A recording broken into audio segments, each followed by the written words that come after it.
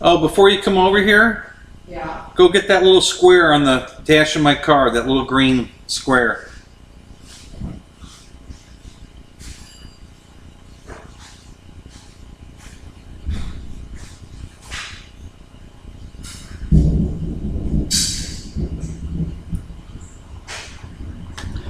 Hello, welcome back to Hangar 51. What a crappy night it is tonight. Shadow Ops, what's up? How you doing, buddy? Arabic, yeah, second. Look at you. Good job, man. Good to see you. How you doing tonight? Paul, what's up? How you doing, man?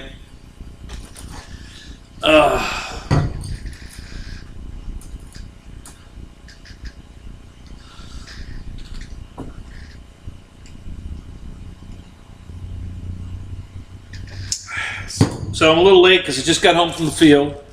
All right, well, we went to dinner after the field, so. Gotta be honest. All right, yeah, we weren't at the field in the dark. We went out to dinner. There's a place here that has gator bites, and oh my God, are those good. We don't even really care for the rest of the field. We laughed tonight and said, you know, I think if we come back over here, let's just get 5 orders of gator bites, and we'll just eat that for the night. Because, I mean, the other food's okay. It's good. I mean, it's not bad, but the gator bites are awesome. So, yeah, I think we might just order 5 helpings of gator bites. Call it a night next time. I don't know. We'll see. But anyway, Wild Bill, what's up? How you doing, man? Who else? Hey, JCB. Hey, good to see you, man. Cool. You guys are jumping in? Jeff in Lower Alabama. What's up? Good to see you, man. Oh. So what else is going on? Who's here? Who else is here? We got 8 in the room, 3 likes. I'm sure we've got more coming. Let me check something real quick here. Let me plug my fan in. It's a little humid out here tonight. It's not really hot, but it's definitely humid. So let me get this. I don't need to plug in the charger anymore, so let's unplug the charger and plug in the fan.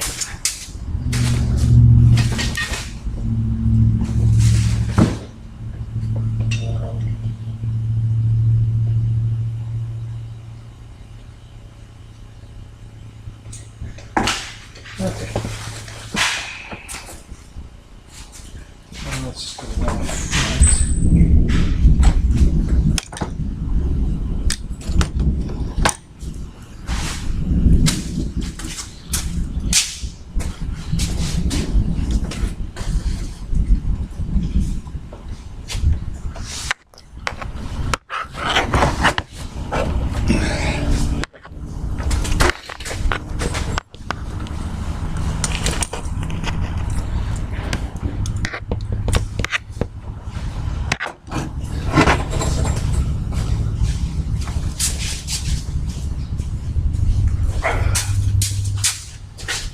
Okay, let's see how that works out. Let's get the fan cranking here.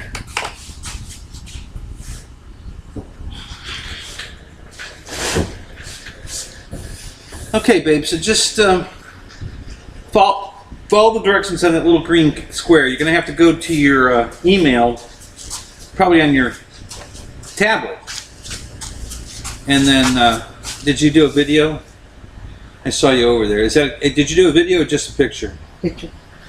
Yeah, so follow the directions on that little green card. Go get that email from them and just do what they tell you. Got any questions? I'm right here. I think you'll be fine. Should be okay. So, okay, oh, that's much better. We got the fan running. My little, there we go. Gotta get the streamers going so you know I'm awake. Because I tend to doze off in the middle of the show, so yeah, this way you know it's not frozen. I'm sleeping. There you go. So, okay, 10 in the room. Who else shouted up? Let's see, who's here? Victor! What's up, Victor? Good to see you, buddy.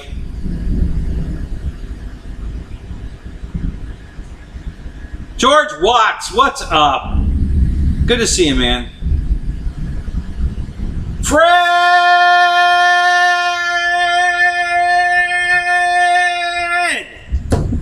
That's better than yodeling. How you doing, man?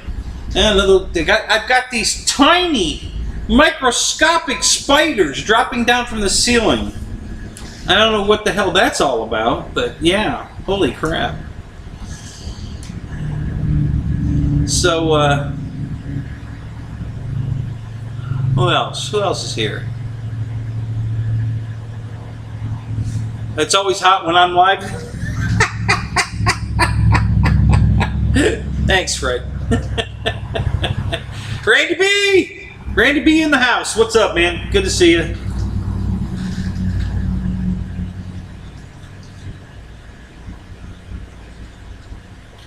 Yeah, I'm going to get baby spiders in my hair. No, I'm worried about them getting in my drink. I don't care if they're in my hair.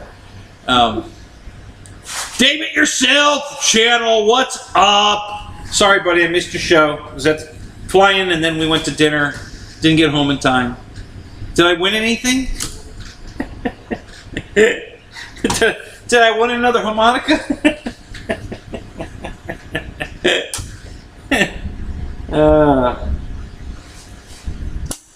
What else? Who else? What else?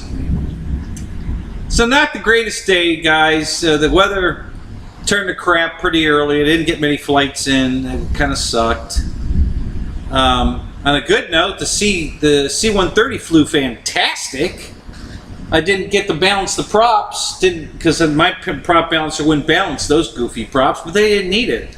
The thing was whisper quiet. It was beautiful. God, that thing flew fantastic. Craig Beaven, what's up? You know, my buddy Anthony asked me, he says, "Has that thing got a gyro in it?" And I said, "No, it doesn't." And he laughed. He goes, "Man, that thing is locked in." I said, yeah, it's flying really good. No gyro. Yeah, awesome. So,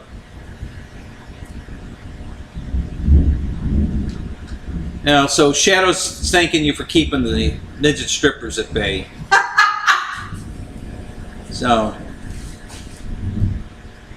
those elusive, never been caught on video midget strippers that I have under the desk.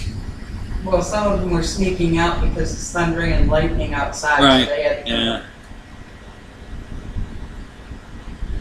to Shadow Ops, I flew it with a 3600 4-cell, and then I was going to fly it with a 4000 4th cell, the same one I fly the twin, the King Twin, and the weather started getting like really bad, so we had to put everything away. So I didn't get a second flight on it. But yeah, I used my Venom, that old Venom. It was a 5-cell pack. It had a bed cell in it. I cut that cell out of the pack, turned it into a 4-cell. It's been great ever since. I use that battery in a lot of planes, and it does real well. I think the flight time was right about 8 minutes, which is what the clock is set at. The second timer is set for 8 minutes, and it was the clock ran out when I was doing a final approach. Just because I didn't have the balance lead on that battery had broken a lead, so the telemetry kind of works. It only gives me a single cell, not the whole pack voltage, because one of the leads is broke. But at least I know that one cell, the one that's being transmitted, is voltage, and when it hit 3.7 volts on that one cell, I went ahead and landed. So, and it was uneventful. It flew good, landed great. It did better than I thought. That goofy gear door that's on the bottom of that, on the nose, is kind of, it's a little sketchy. It's a door that covers the whole landing gear, and it stays horizontal to the fuselage and just kind of swings down like this and then back up behind the tire. And it's, like maybe an inch off the grass. So I'm sure it's, skimming the grass. But it did okay. It didn't break off or anything. It did fine. So, yeah. So that was okay. other than that, it took right off. It flew nice and smooth. I had to do a little trimming. It was out of trim a little bit. But yeah, you know, great flight. Real nice. Look who's back. Dana RC. Holy crap, where have you been? Yeah, look at all those boxes. Yeah. Rick and Roy, what's up? Wow, we got 20 guys in the room. Hey, come on, guys. 6 likes? Come on. So what have you been doing, Dana? Hey, I told you about some good deals on some German airplanes that were on sale. Did you buy any? I hope you at least bought that Falkwolf, because that was a killer deal. I almost bought it.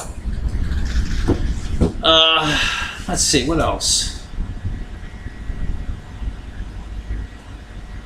Oh, is that right? His EC 1500s flew it like he stole it? Yeah.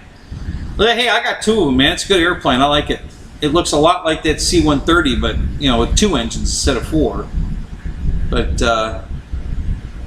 yeah, I love that plane. That's why I bought a second one. And now I'm thinking about buying another C-130 because they've got the Coast Guard version on sale. And I really want the Coast Guard version, so I might have to pull the trigger on that.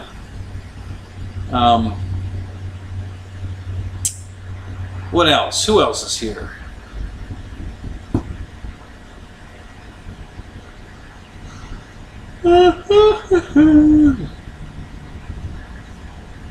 Special Ops here.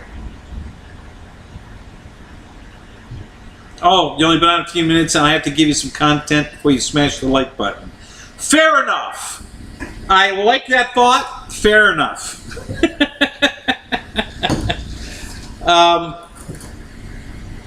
So let's see. I didn't take the yak because the prop is still too far out of balance.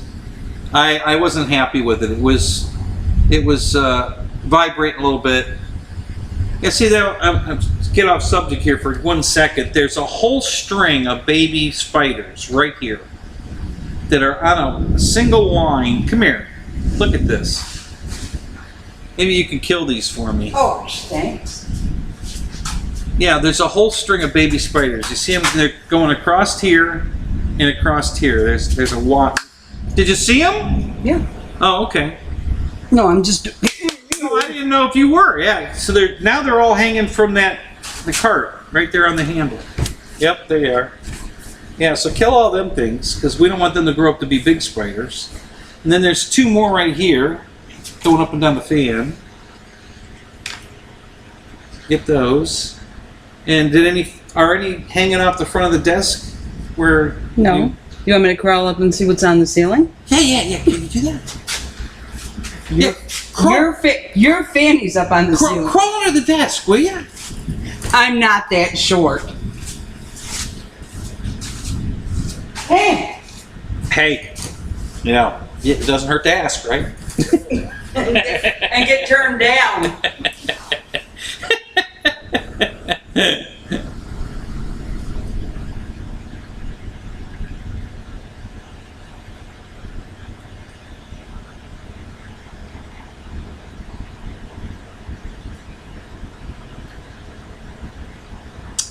Yeah, I'm here. I'm just reading. You know, Roy's talking about the 1500. Why was... Oh, I guess that's a slightly behind and you bump the camera when it... I'm watching my show go bump, bump, when you kill the spiders. Like, how the hell is that moving? Oh, well, I'm a couple seconds behind. That's fine. Is it okay now? Yeah, it's fine. I just, it looked funny because I'm like, why is that moving?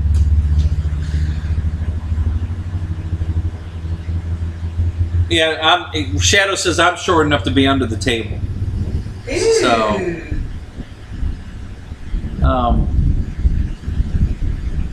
Hi, Shadow. get the vacuum for the spiders. Yeah, that's not a bad idea. I think we got them though.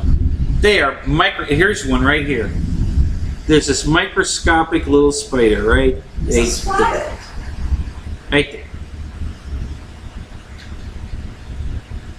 He's dead. Yeah. Yeah, the spiders are taking refuge here. I got a couple of spider nests I got to kill right by the front door. Obviously one hatched because I've got a bunch of them hanging from. They're up there in that light. I see 2 of them up there. These little baby ones. Is this Charlotte's Web? Apparently. I think we've got Charlotte's Web here, yeah. Mike SSI! Good to see you, buddy. So, let's see, what else? Well, the bad news, I crashed the King Twin. Wah, wah, wah, wah. Yeah, it was pilot error. I screwed up. I was going a little too slow, stalled it, it rolled over. I didn't have enough altitude to recover. Definitely repairable, but goddamn it, $299. I think I'm just gonna buy another one, guys. God, you can't beat that price. It's gonna cost me. I mean, I could fix it and have it look, you know, repaired, I guess, for lack of a better word, for about $200. Or, well, no, I wouldn't have that much in it. I gotta buy 2 props, and actually I think that's all that's broken. So it'd be a lot of work gluing and repairing and trying to make it pretty again, and then buy 2 props, and I'm not sure if I need anything else. Or just spend the $299 and get another one. So I get paid next Friday. We'll make that decision then. Until then, we'll just worry about it. We're not going to worry about it.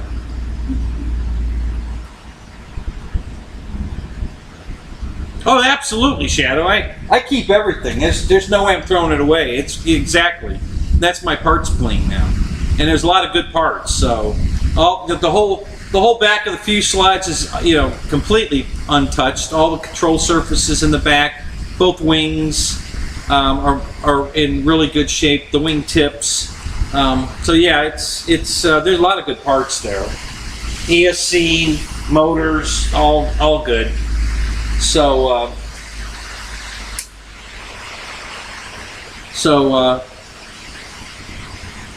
yeah. So, you know, yeah, I'll definitely keep it for parts. You know, I may fix it. I may fix it and buy another one anyway.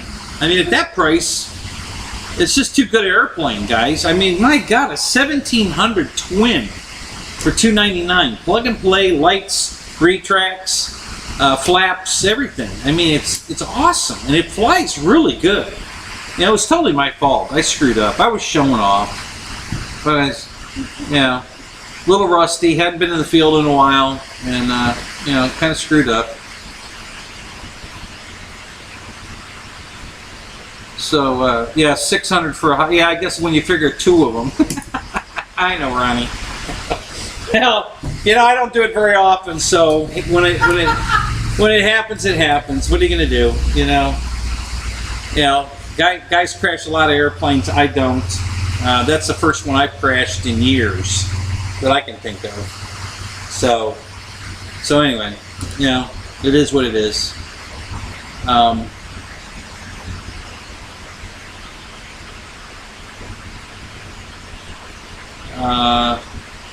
Dana, you remodeled your basement? Did you get the airplanes out of the shower?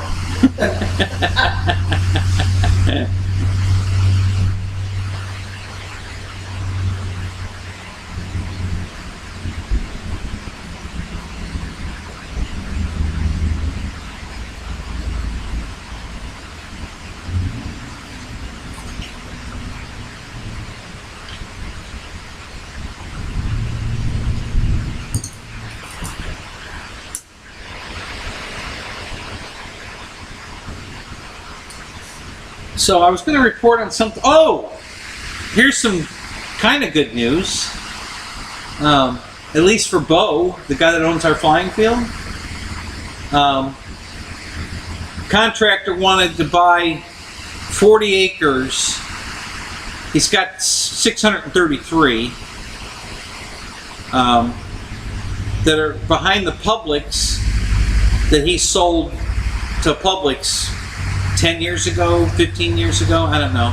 But there's a piece of land they want now between his house, where his fence line is, and the Publix. And they offered him $10 million for the 40 acres. So he's pretty excited about that. They might even buy him a tank of gas. Yeah, that'll get him more than a tank of gas. Yeah. So.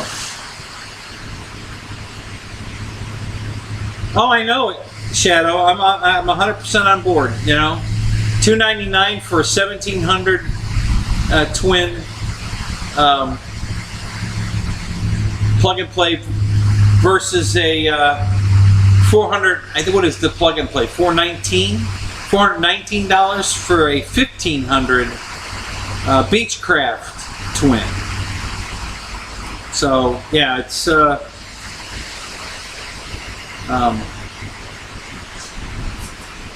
I like the Beechcraft. I'm not going to tell you I don't like it. I like it, but I'm not going to pay $400 for it. It's I'll wait till they put it on sale. Either put it on sale or give a free battery with it. And when they do a deal like that, then I'll buy it. But at $420 for the plug and play version, I'm not. It's not coming to my hangar yet. I'll wait. We'll see what happens. I'll stick to the $299 deals we're getting at Hobby King right now.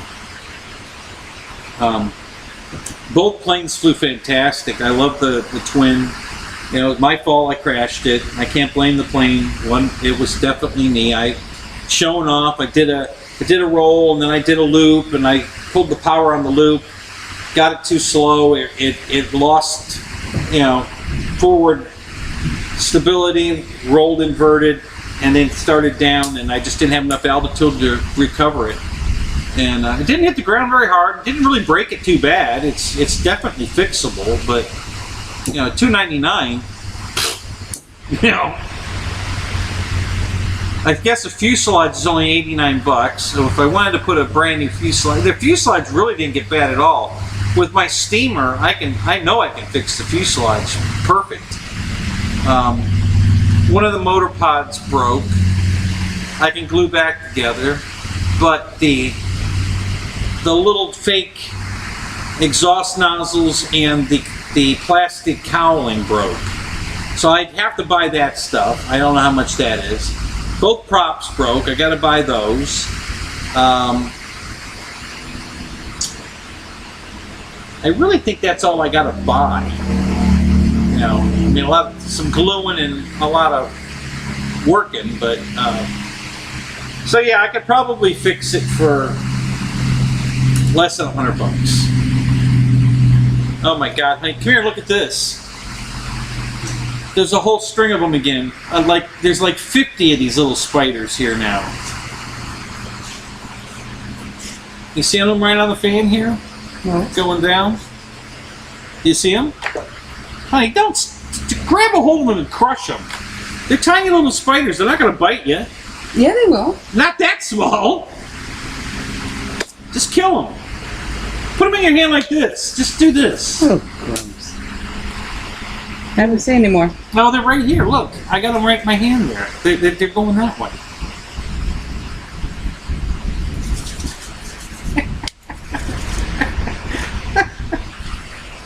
Hey, we gotta kill these damn spiders, man. I have 1,000 in this garage. I don't want that. You see any more?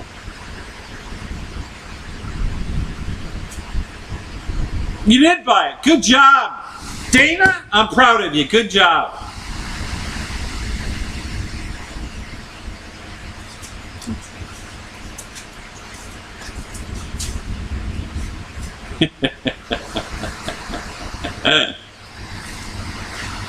You know, Dana, I'll buy you the brown one and trade you. I'm not giving up my green one. I can't replace it. So, yeah, you're not getting that one. But if you want a brown 109, I'll do that deal.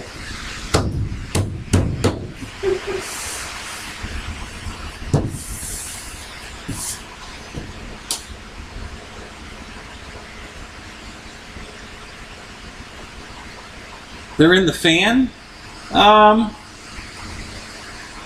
Possibly. I don't think so, but possibly. I think they're coming out of...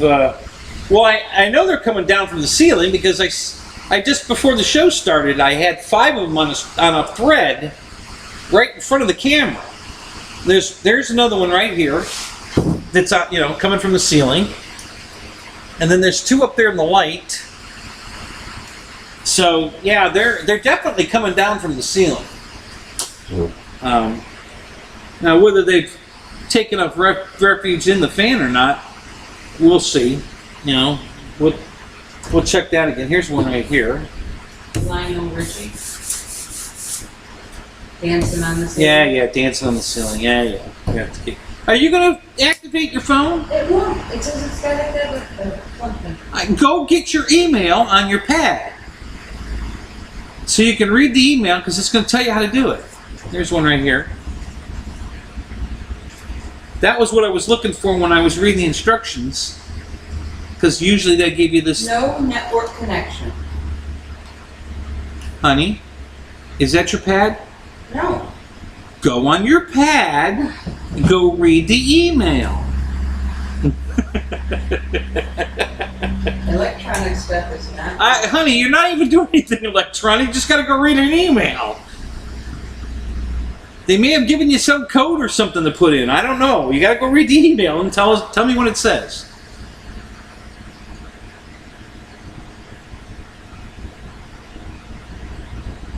Ethan, what's up? Hey, good to see you, buddy. Yeah, bug bomb time. Yep, I've already bought them, George. Yep, bought a 4-pack. So yeah, we're gonna set off a bug bomb. See if we can kill a bunch of these damn.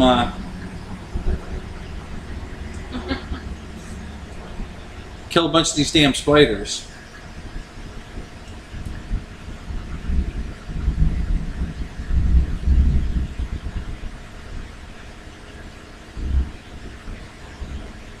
That's why you're into RC race boats? Are you racing boats now, Dana?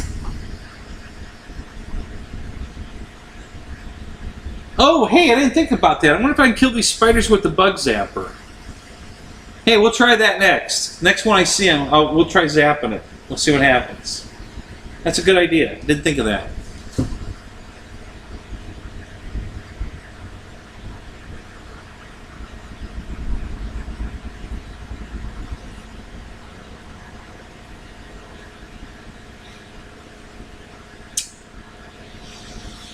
So let's see, what else? So Bo's getting a bunch of money. I don't. Maybe he'll put in paved runways or something. He wants to sell me his jet, he said, because he doesn't like flying it out at the field. Now that might change if this $10 million deal goes through. We might end up moving the flying field to another part of his property, putting in paved runways, and then he'll want to fly his jet there. So, but where it is right now, with the houses going up, he don't want to fly it anymore. He says he'd have to make his final approach over the houses, and he don't want to do that. So he don't want to fly it, so he wanted to know if I wanted to buy it. No, I don't have that kind of money.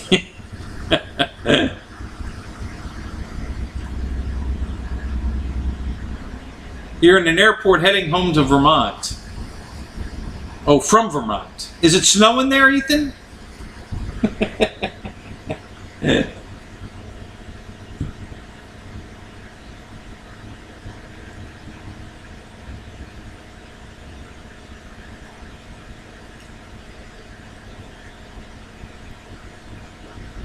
Why is Dana RC not in blue? Paul, we're not going to discuss that. That's between me and Dana.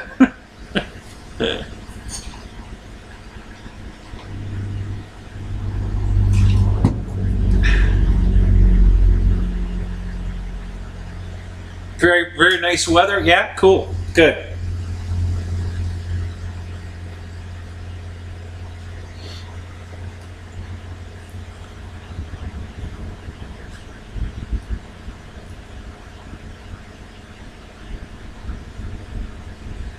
EQ, what's up? Good to see you, man. So what other news have I got to report?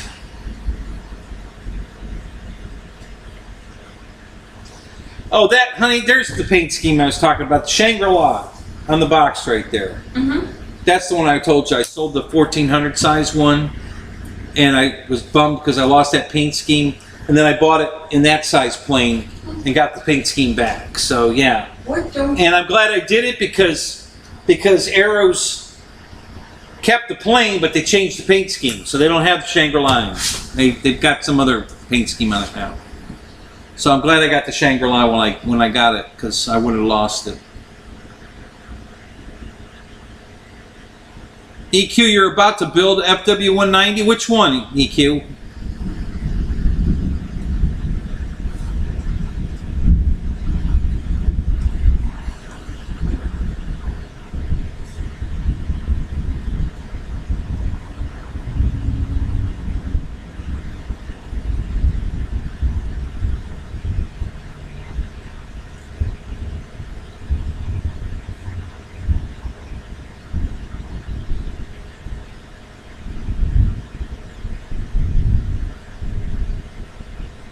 You got a 1400 size Corsair that you're hand launching?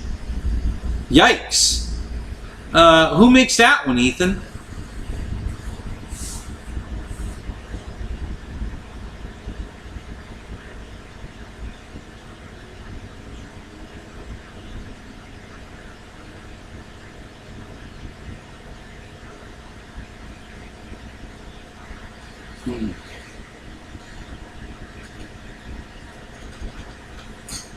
Oh, did Dana get you into boats, Paul? Hey, I bought a boat. I got one. It's right there. Right above your head over there. That box right there. You see it? Yeah. I don't really have any place to run it right now. Well, I do actually, but wait for the rain. The retention pond. Yeah. Well, I could run it out of bows right now because the runway's flooded, so we can run it right up and down the runway right now.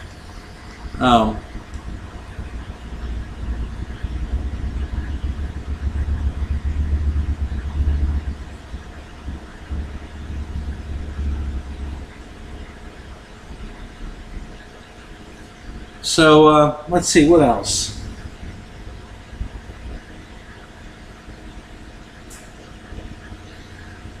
Flew the Draco today. That flew good. Flew my RV8 today. That flew real good. Didn't have any problem. I love the RV8. God, hell, the wind picked up and we had this horrible crosswind and that plane was rock solid. I love that airplane. So yeah, I flew we didn't get to fly the Timber X so Barb could get some stick time because we just lost the weather. You know, I barely got the RV8 in the air and here came the rain. I got everything in the car before it rained, but just barely. And then it didn't even rain much. It just a little bit, and then it stopped and the skies cleared up and everything came out and I'm like, oh Jesus. Now I got to pull all that shit back out of the car and put it all back together. I says, honestly, I just didn't feel very good today, so I wasn't going to go back and take it all apart again. We just decided we'd go eat dinner, so we just left and went and got something to eat, and but yeah, so flew the RV8, flew the Draco, flew the Twin, flew the C-130. What else? I thought I flew something twice.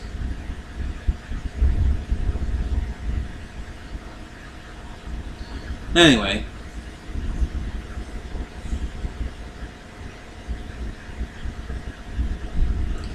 All the smoke.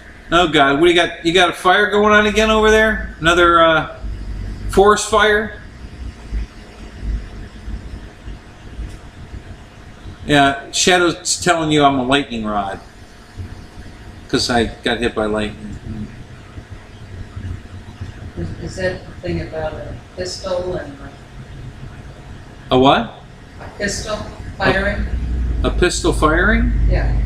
No. Is that a pistol in your pocket? No. What does that have to do with lightning? Flash? Explosion? No, honey, we're talking about real lightning. Because remember the tree I showed you? Yes, honey. You know, and Bo even made a joke about it when he was picking on me. He likes Picking on you? He likes to do that. Yeah. Aww. Oh, yeah. The world's smallest violin playing the world's saddest song. Yeah. Are you expecting sympathy? Nope. Good.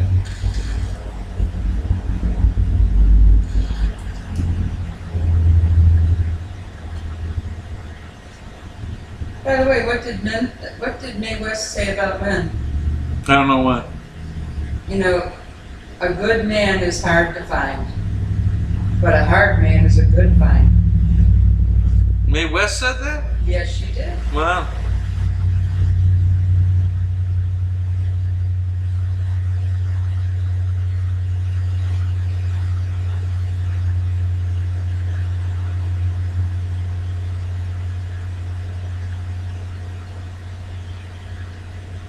So you got 100 acres on fire? Oh. Where? What property is it, Shadow? Is it a just wooded area, or did a warehouse burn down, or what are we talking about here? What happened? I didn't hear anything about this. I don't watch the news. I don't know. I couldn't tell you anything. Michael Bear, what's up? Did the cops leave? Are you good? Yeah, you're all right. You be in the show. The cops aren't here. You know, we're just looking out for you. That's all.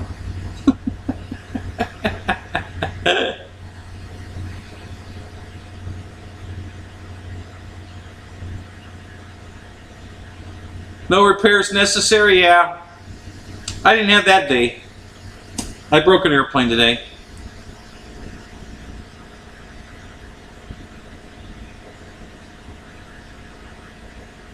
Uh-oh. Yeah? Oh, another Star Trek shirt, buddy? Live long and prosper. I gotta order one of those. I've been wanting to do that for years, and I just never got around. I do have the comm badge that actually makes the chirp sound when you touch it. I have one of those. It's really cool.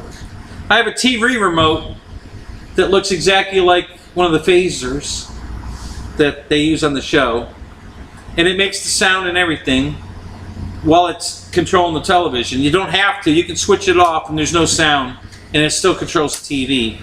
But if you don't want the sound effect, you can just turn it on and it makes all the phaser sounds. And what else have I got? Oh, we got a tricorder. Tricorder's kind of... They didn't do a very good job on the tricorder. For one, it's a little too small. Maybe they made it for a kid's hand instead of an adult, because adults don't play with toys. Want to bet? Yeah, so I have the tricorder, and I have the phaser, and I have the comm badge, and then I've got all kinds of collectible stuff. Some Starfleet Command flatware.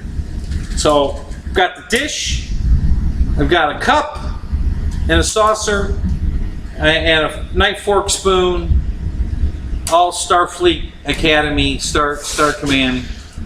That was pretty cool. What else have I got? I've got the Enterprise that flies. Some of you guys have that. I have one of those too. The Flying Enterprise.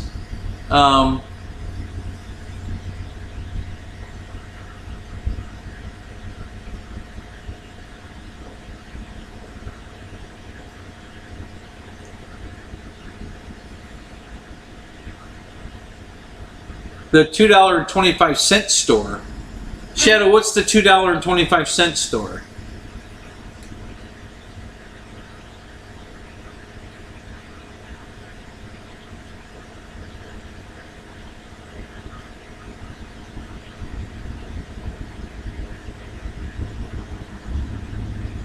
Oh, so there's another fire north of you. In the mountains? Okay. Gotcha.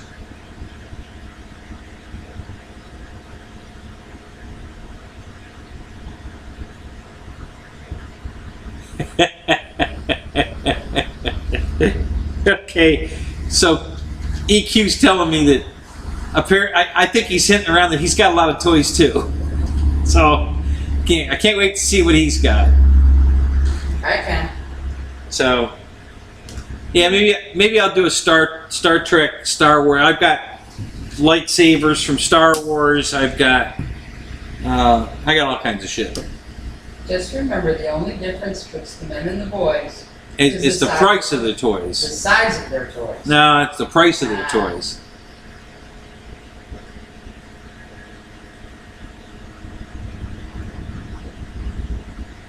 So what else? Let's see. I thought I had more news to talk about tonight. I was thinking about it on the way home. I really didn't feel good at the restaurant. Feeling a little better now. You know what I think it was, babe? I think it's the caffeine in the tea. I think I was getting a caffeine jitter. You know. At the restaurant? Mm-hmm. Yeah, I think the tea had too much caffeine in it. Were you okay before that? No, but I was drinking caffeine drinks. But usually they don't bother me. I hadn't eaten anything. Yes, that's... So I think maybe that was part of it. And then we had a little bit of food at the field, but probably not enough to... But then at the restaurant we ate a lot of food, but I drank 4 glasses of the tea. Yeah. And I think maybe, because I'm all right, now I'm drinking a 0... Oh no, these were Diet Dr. Peppers, but I'm fine now. I mean, all that went away. I got you a 6-pack of raspberry tea with 0 calories, and I had brought the cup with ice. Those things are awesome. They only have 5 calories. Yes, dear. I love those. Where are you getting those? I bought them for you. Yes, dear. Where? Publix. Publix has those? Yes. Wow. How much are they? And you don't want to know. You're worth every penny, honey. Oh, thank you, dear. No, I bought one of those at the college on my bus stop. Yeah. And it was $1.49. I think this is $8 for 6-pack. $8 for a 6-pack? Mm-hmm. That's about the same price. I think it's just hair cheaper. Yeah. For you, honey, the sky's the limit. Ah, get it? The sky's... Sky's the limit. Yeah, I get it.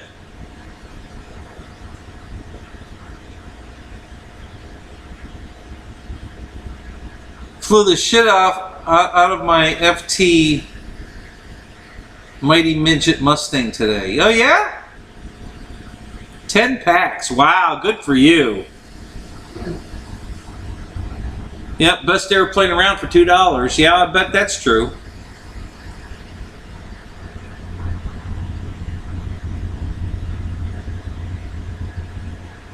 Yeah, so Shadow says tea's nasty. That's why it messed me up. Okay, to each his own. I kind of like raspberry tea. But we didn't have that. We had mango and peach tea. That's all they had. That's all they had. So that's what I had. Mango and peach.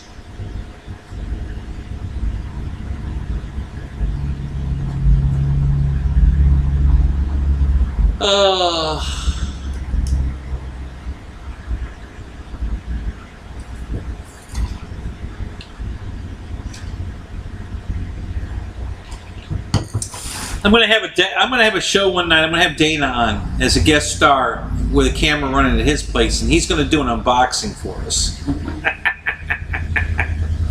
We're gonna randomly vote to pick which plane he's gonna unbox to see if there's a plane in the box or if it's just rocks. An empty box. Because he don't know. He never opened it.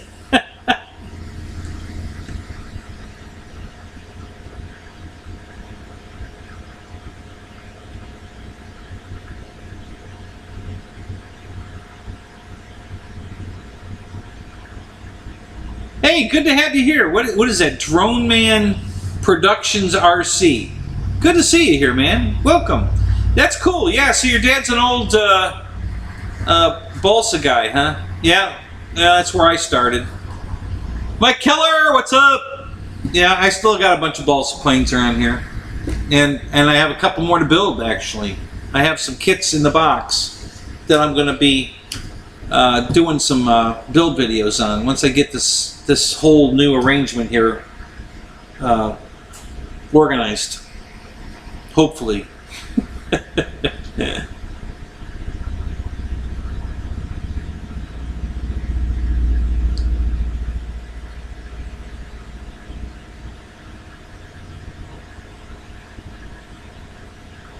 So which Corsair did you just get there, Drone Man?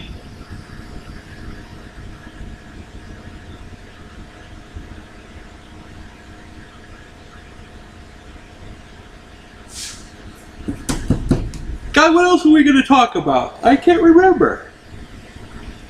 Ugh, let's play with this a minute. I'm curious what's going on here.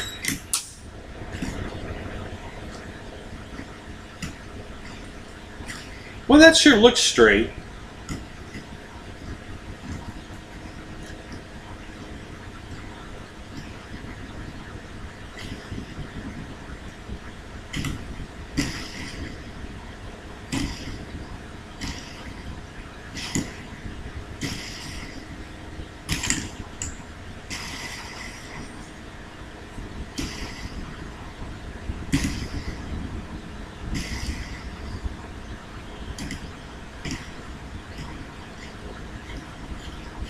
You know who you're missing? What? Tug. Oh, he'll probably pop in. Well, it's a little early for Tug.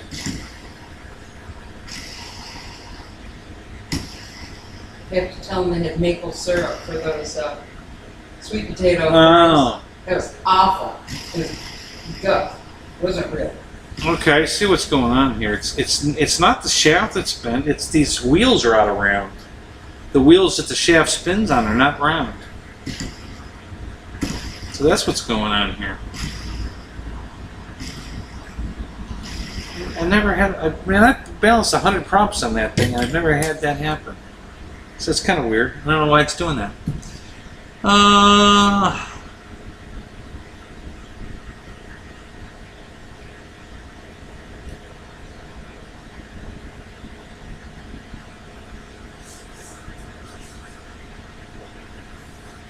Oh, Shadow, that's just too bad. Darn, you're not going to be here on Thursday to make fun of me. Wow. Well, we'll try to muddle along without you. That means the rest of the guys got to step up their game. Yeah, everybody else has to step up their game now. You got the Horizon Hobby 1.2 meter because the FMS 1700 millimeter is out of stock, and it's a bit much with inflation. Yeah, I did get it though, Drone Man. I have the FMS one. I don't have the new. I have two of the old Horizon Hobby 1.2s, the ones with the green stripes on them. But the new one came out. It's just dark blue, the blue like the dark aqua blue, which is the same color the new FMS one is. I haven't bought that one yet because I already got two of the old ones, so I'm probably not going to buy the new one. I say probably. There's always a chance. Yeah, especially if they put it on sale. If they put it on sale, I might just buy it. So we'll leave that door just slightly open, you know, because you just never know. But yeah, that's a good airplane. It flies nice. I like that airplane.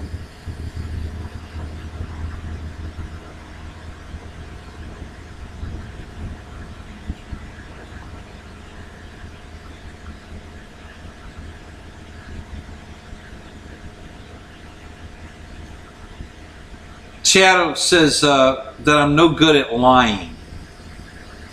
Whatever that means. Yes, but you're good at so many other things, so it doesn't matter. Yeah, so I don't know what... I really don't know what Shadow's referring to. But at least you know now that I'm no good at lying. Whatever that means.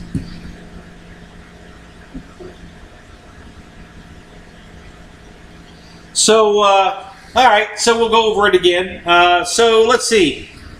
Got to the field and Tony was there and he was really impressed with both planes. Man, he was just flipping over, you know, $299 for the C-130 and the twin, the Cessna 310 twin. You know, the King twin that we like to refer to as the King Air, you know, because of the TV show. What was it called? Sky King. Yeah, Sky King. Yeah, so anyway, so I took the twin up and I was showing off and he was loving it. He loved the plane. He says, man, that thing flies really good. And I, you know, and I just got stupid and did some aerobatics, got it too slow, it stalled. When it rolled inverted, it started spiraling down and I didn't have enough altitude to recover it. So it bonked the ground. And I say bonked the ground because it really didn't do, it was, I think these are the spiders. Yeah. Hey, we got the buzz zapper, you know, in operation here. It's getting these spiders. Yeah, I just tested it on one for sure. I had like 3 go off right here, and I didn't see those, but the one right there I got with it, and it worked. So we'll have to kill some spiders tonight with the bug zapper.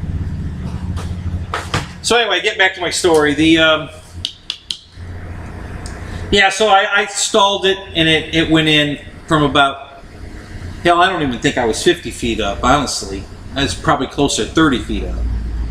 And, but it went in kind of on an angle so that the one wingtip took the hit, and then that engine pod broke. Now the other wing's fine. I'm pretty sure both wingtip, the removable wingtips are okay. I think they have a little rash on them, but they're easily fixable, flyable. Broke the props. Broke the plastic cowlings around both engines. Those shattered, so I had to replace those. But yeah, other than that, the tail surface has never even touched the ground. Everything was fine. You know, the rest of the plane's fine. You know, and the damage to the fuselage, even though it hit right on the nose, my steam, that steamer I bought will take all that damage out. So that'll all come right back out straight. So yeah, it's really not that bad. But you know, when it's $299 to replace it, you know, I just might do that. Yeah, so I'm talking about the King Twin from Hobby King. It's a 1700 millimeter Cessna 310 that they've got on sale right now for $299. It's a nice airplane. I will definitely replace it or repair or both because it's a great airplane. I really like it. And Tony really liked it too. I think he's going to buy one. He says he really likes scale airplanes like that. So he was, and then I flew the C-130, and that flew great. He loved that. He asked me if it was flying so stable, so good. He asked me, "Is there a gyro in that?" I said, "No, there's not a gyro in it." He's like, "Damn!" So he really enjoyed that flight too, and that one was uneventful. It landed beautiful. That was the maiden, and yeah, it flew fine. No real, yeah, I had to do a little trimming, but other than that, it was perfect. Flew fantastic. The King Twin, I almost didn't have to trim that at all. I think 1 or 2 clicks of both the ailerons and the elevator were it. I mean, that one was like dead nuts straight.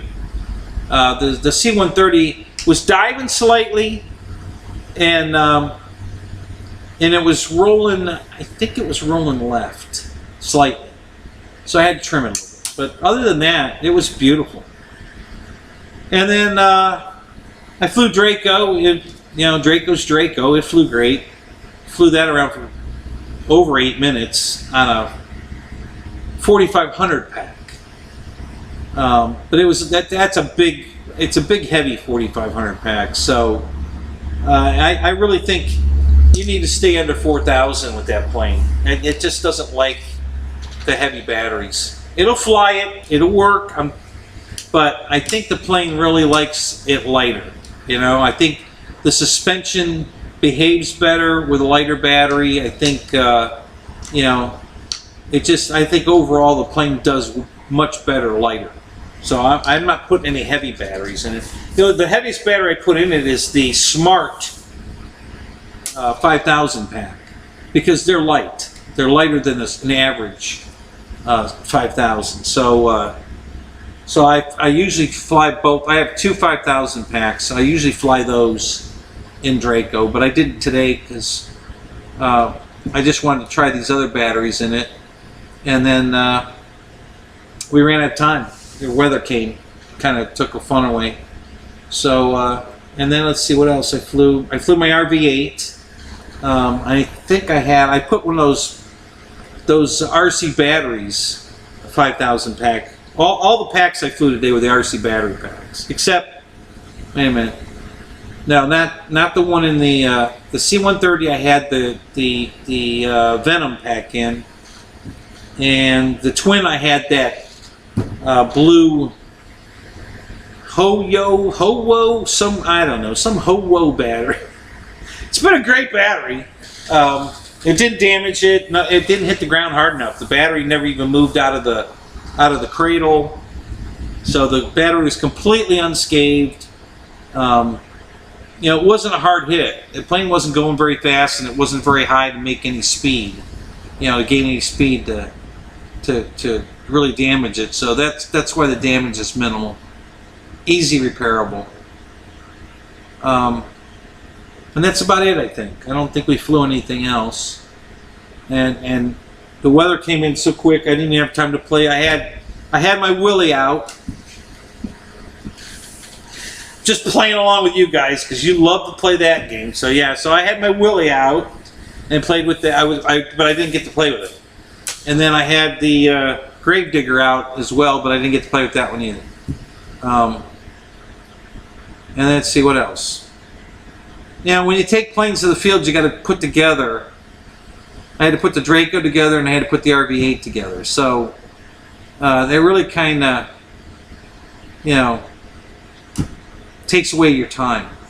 So the 130 flew fantastic, Michael. You know, Anthony wanted to see it fly, and so I put it up, and it was the maiden, and took right off. Sucked the gear up, everything was perfect, flying around, and trimmed it out a little bit, and I came right down the runway, rock solid, you know, eye level, and he says, "Is there a gyro in that thing?" I said, "No, there's not." So that's how good it was flying, you know. He thought there was a gyro in it. So I have a feeling he might buy one or both of those planes, the twin, the King Twin, and the C-130. I think he might just pull the trigger on both of them. So,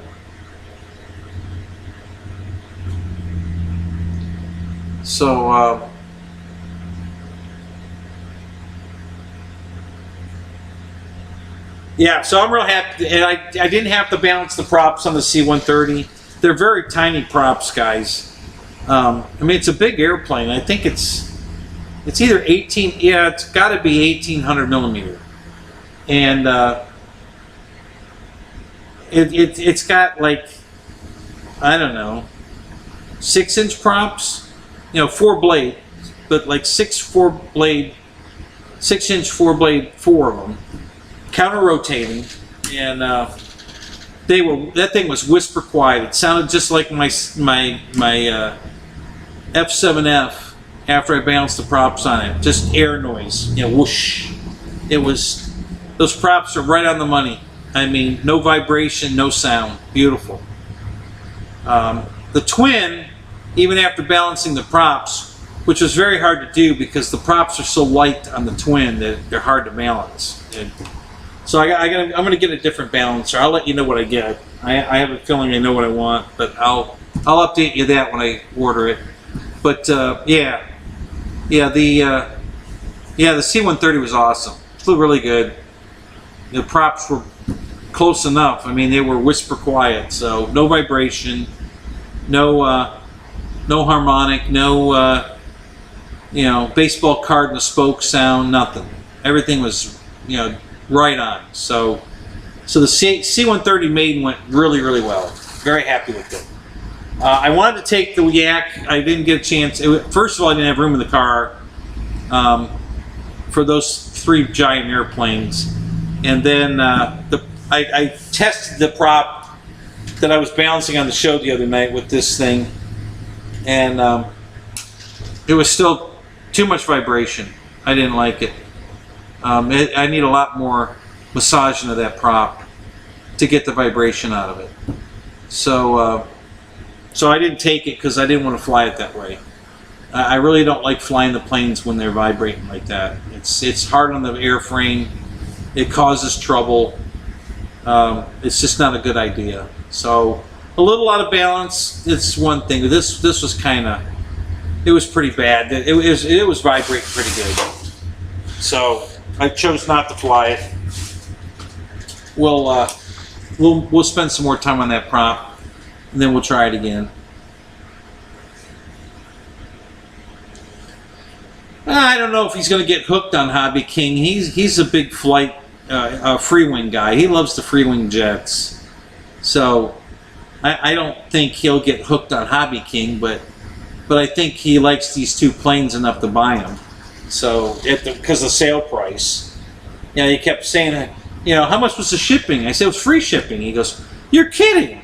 $299 and free shipping?" I go, "Yeah." He's like, for a 1700 plane? Wow. You know, I'm like, I know. So we'll see. I have a feeling he's going to pull the trigger. Yeah. We'll try the Yak next week. I got all week now to fuck with that prop. See if I can get it, you know. I have another balancer that will do the job. If I can find, it's a little tiny magnetic balancer, you know, where you put the shaft between the magnets, and since it's a 2-blade prop, that balancer will work. You gotta fart with it a lot. It's a lot of manipulating to get it, but it works. And you don't have these wheels as friction. You know, there's no friction because the end of the rod is hanging off 2 magnets. And it only touches one magnet. The other magnet just holds the rod straight out, but it doesn't touch it. And you can put it on either one. You can touch it to this one and then you got a gap here, or you can touch it that one and you got a gap here. It works both ways. And when I'm balancing it, I put it both ways. You know, I have it here, I balance it, and then I move it to the other side and see if it's still balanced or if I need to work it some more. So I play around with it for a long time before I call it good, and then I test fly it, and if it's still noisy, well, I put it back on the balancer and try it again. And so that's what I have a feeling that's going to be what the Yak's going to end up being.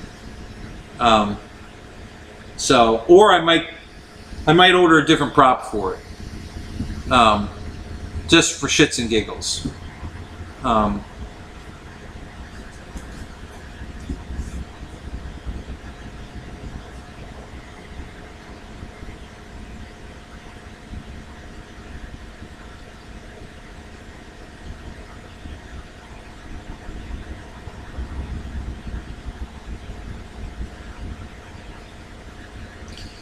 Drone, that's awesome. That's really awesome. God, I love stories like that. That's fantastic. So where are you located? Where are you flying at? What part of the world are you in?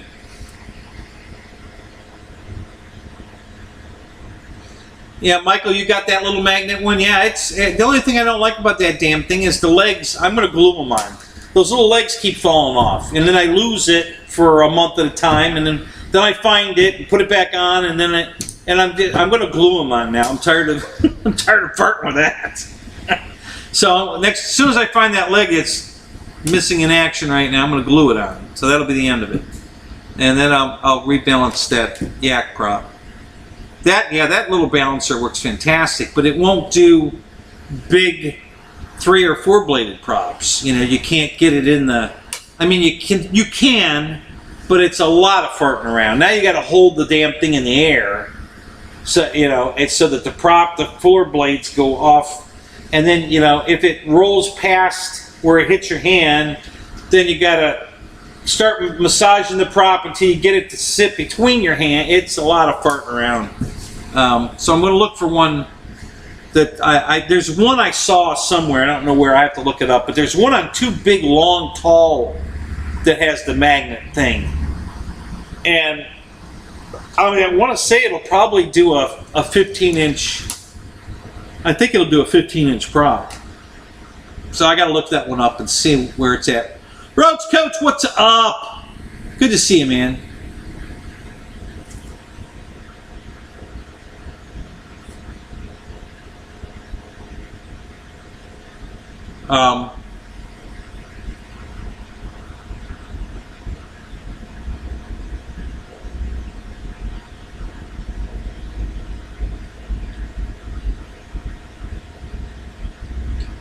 Yeah, I've never had that problem, Ethan. None of my planes have ever vibrated from a firewall problem. Yeah, I don't know where. You know, I don't. Have you got a specific airplane you're talking about that did that? You had a firewall problem? Because I've never had that.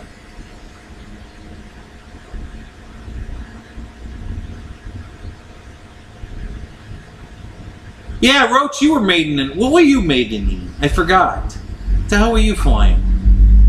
Shit, what the hell were we talking about tonight? I forget.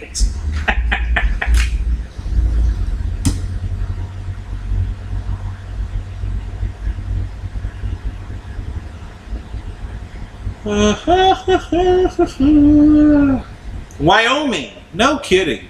Wow. Casper.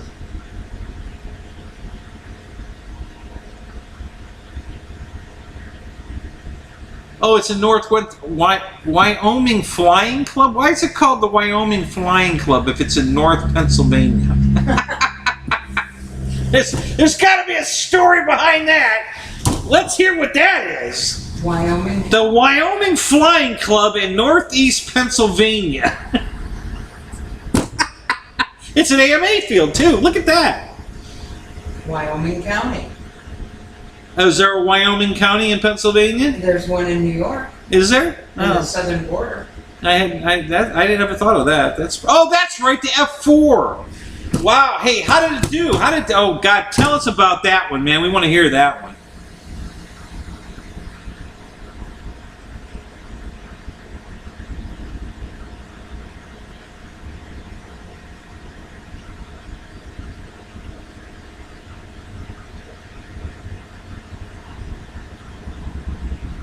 Well, we'll test that theory, Ethan. My prop is way out of balance. So once I get the prop balanced, we'll see if it still makes a lot of noise. Oh,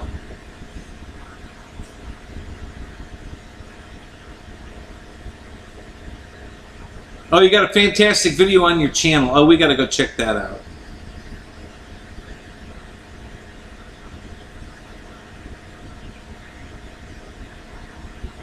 Yeah, I balance all my props. I never. I tried to figure out how I could balance the ones on the C-130, and they're just really, because it's the craziest to set up. But I didn't have to balance them because those things were whisper quiet. But the four-bladed prop is also.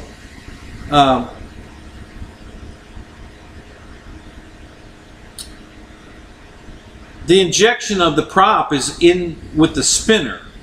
The nose spinner is part of the propeller. And then the backing plate, which I have no idea why they did that, has the, it looks like a spinner where it has the slopes on each blade, you know, and you have to snap that onto the back of the prop. So it's a two-piece prop and spinner and a backing plate that's snapped together. And then the backing plate is got two flat spots to fit over the flat spots on the aluminum shaft that's on the motor. So you got to line that up, slide it on, put one screw through the middle, and you pull the whole thing together. And I'm not sure how I could actually set that thing up. I mean, I could make a a shaft the right size that would just go through the center of the where the bolt goes, and then put it on, something like this.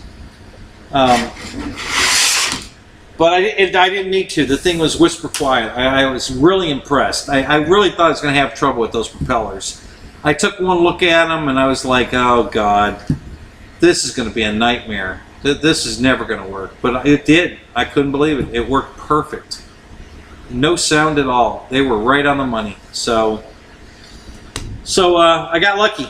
Oh, here's the pitot tube on the yak is magnetic. So it's got a magnet inside the back of the pitot tube. There's a magnet in the wing. You get that thing anywhere close to that and it just sucks it right onto the wing. So that's pretty cool. I like that idea. I'm going to give Rich Baker credit for that because I think he invented that. I think this was his idea. I never saw it on an airplane until I saw after Rich put it on one of his planes. He put a magnet in the pitot tube and he sucked it onto the plane instead of gluing it on.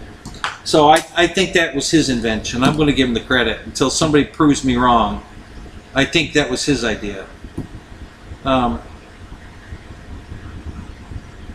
Yeah, Fred, I crashed the King Air. I stalled it. I was showing off. Got it too slow. It stalled. Rolled over. It was too close to the ground to recover it. So broke it. Not real bad. But at $299, I might replace it anyway. I may do both. Yeah, to be honest, I might buy another one and fix it. So we'll see. I wouldn't mind having two of those. It's a nice airplane. I really like it. It flies really nice. So,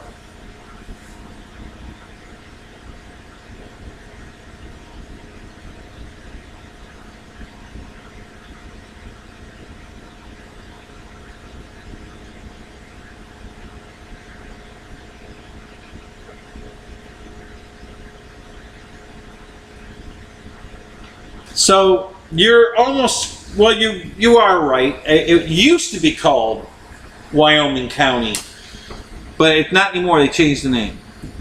But the club was established before the name changed, so they kept the name. So it's still called the Wyoming County Flyers. But yeah, the county is called Luznne. I don't know, come look at it. Lucerne, Pennsylvania. Huh? Lucerne, Pennsylvania. Yeah. Okay, but there's also Steuben County, Chemung County, Yates Yeah, County. I'm sure there's a lot of counties in Pennsylvania. So they could all, get their own. So, but yeah, but yeah, you were right. It used to be called Wyoming County. And so that's interesting. I've never heard that before.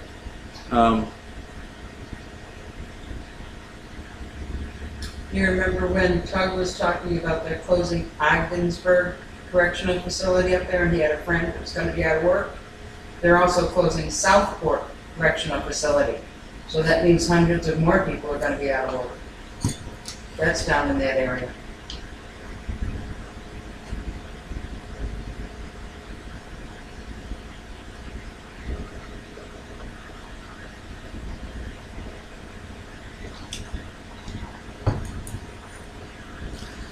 Oh, Shadow, yeah, rub it in. You're eating a frickin' Reese's Blizzard ice cream cake. What is it, his birthday? No, his daughter's birthday. What are you complaining about? What did you have for supper tonight? Nothing good. No, gator bites. I told him already. And shrimp scampi. And shrimp scampi.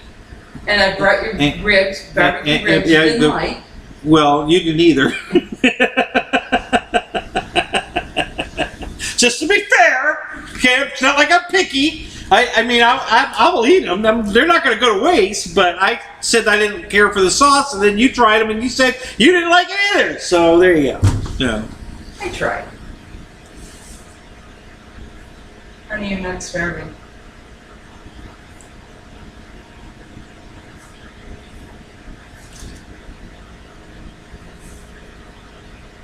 All right. so I don't have access to. Let me try something here. Oh, that's not what I wanted. And your birthday's coming up in just over a month, so you're gonna get Blizzard ice cream? I don't know, am I? Hold on a second.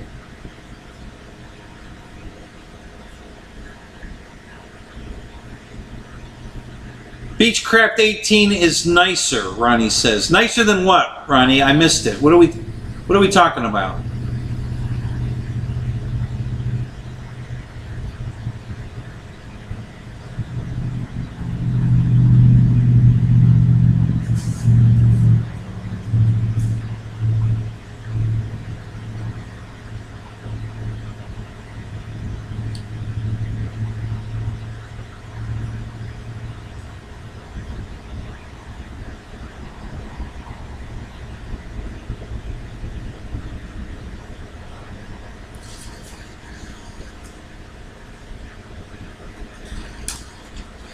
Yeah, Ethan, that tends to happen sometimes. Yeah, we get a little too show offy, you know, a little too close to the ground, and then shit happens.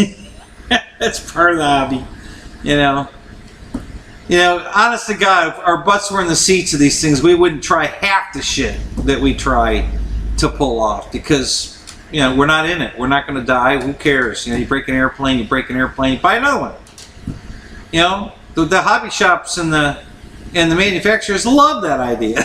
Buy more airplanes. So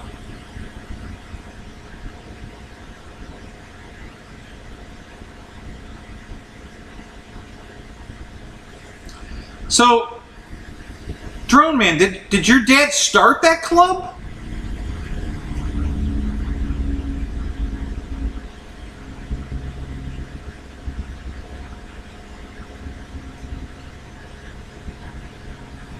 Or is he just the current president, or what's the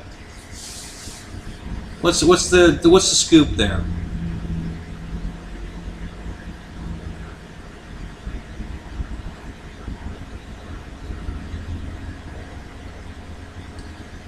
Michael John can make anything work. He's a genius. I love his work. The stuff he is producing for flight test has brought flight test to a whole new level. I mean, I think people are starting to actually consider them a legitimate manufacturer now, because the kits now are so detailed. You know, you put one of those like an F4 or what was the other one, the F-18. You put those together and then paint them up right. They look every bit as good as any of the kits that have come out from everybody else. I mean, you would never in a million years believe that was a foam board, Dollar Tree foam board airplane. You know, they are amazing looking. Good night, Shadow. Talk to you later, buddy.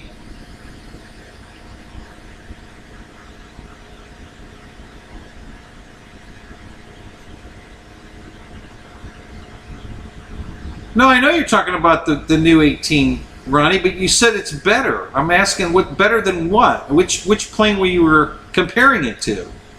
Yeah, I saw the plane come out. You know, I caught part of Ryan's show, or his video, I mean, where he talked about it, and yeah, I saw it. It's nice looking. I like it. I don't want to pay $450 for it, but I like it. I hope they bring out more planes like that.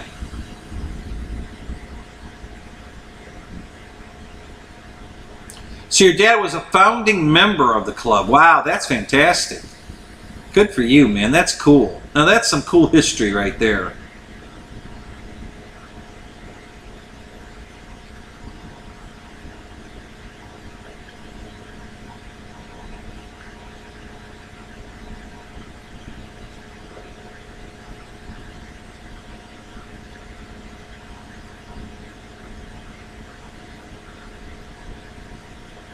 Oh, so is there a new FMS Rafale that's a 64 millimeter? Really? Wow, I haven't seen that. I'll have to check that out.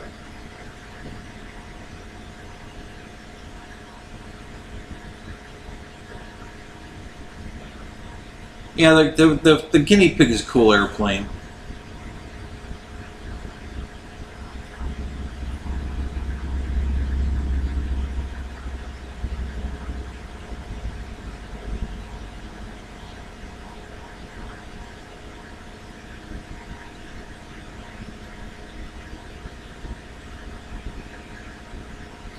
Yeah, I don't know that one, but you know what? Michael Bear might know. Michael, are the flight test motors rebadged FMS motors?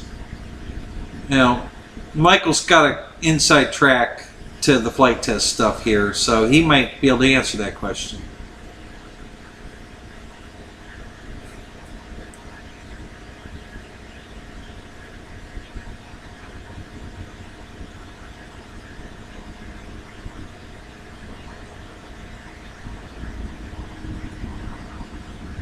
It doesn't have working canards. Yeah, well, that's kind of a... So you don't know, Mike? Oh, it's all right. You don't have to know. It's okay. You're not in trouble. You know, yeah.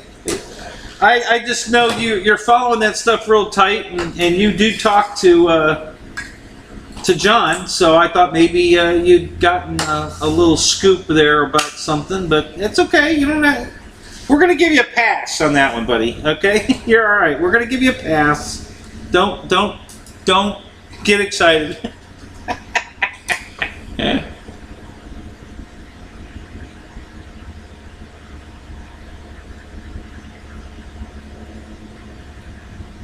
Where's my flight test plane? Let's see. I've got... What did I build for flight test? I built my own version of a B-25. That's in the house. It's not finished, but it looks... you can listen. If I brought it out here, it showed it to you. You instantly know it's a B-25. It's coming out pretty good, but I haven't worked on it. I do have... Which flight test plane did I build? I scratch built it.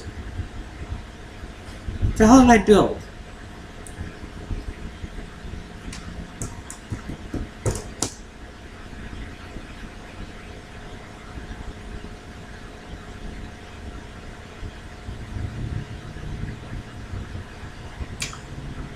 Shit. I don't know. Honestly, I can't remember now. I had the plans for the jet, the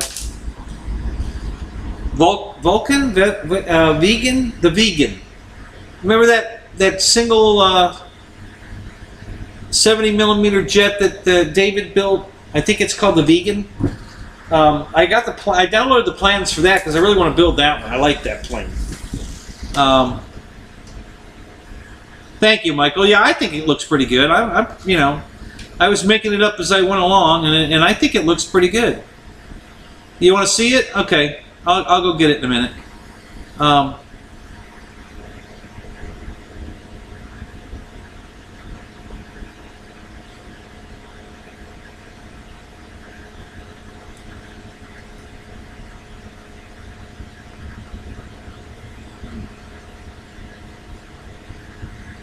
Oh, you think they're actually max motors? Yeah?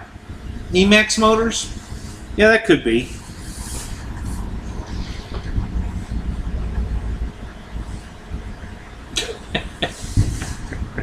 Ronnie, now! Yes, sir! Right away, sir! Go get it now!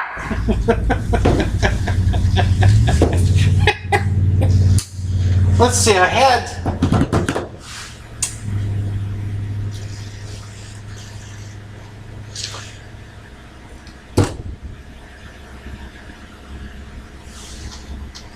Maybe it's in there. I gotta go look in there. I see it. Hey, I got another bug zapper on the floor in there.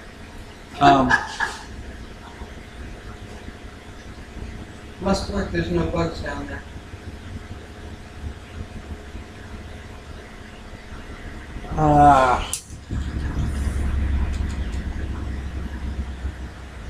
Is that little foam cup thing on the still on the kitchen table?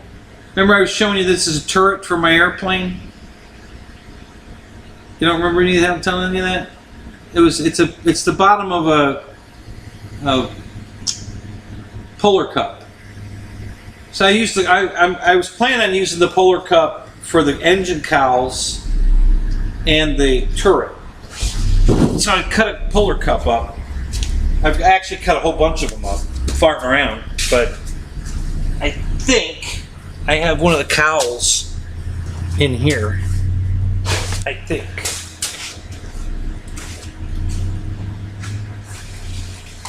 I see a Polar Cup on the floor here.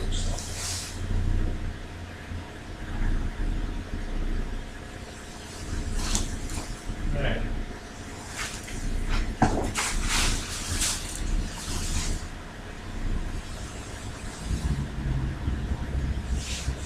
You don't have any of those black coffee stirs from McDonald's in your van, in your SUV, do you? By any chance? I think I had a straw. A little black straw? No, regular straw. No, I got a whole pile of straws in here. They're too big. I need something smaller. How about a wire twister? No, it's got to be straight. It won't look like it's perfectly straight. I'll drink up.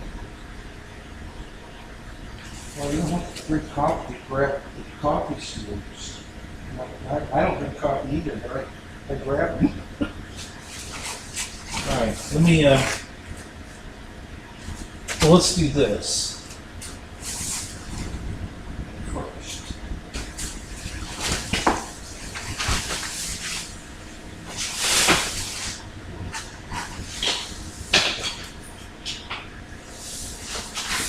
All right. Okay, so before I go get the plane, let me show you what I do here. Because then when I get the plane, I can hold it up to it and show you. So we'll do this first. So just a standard Polar Cup, guys. Nothing fancy here.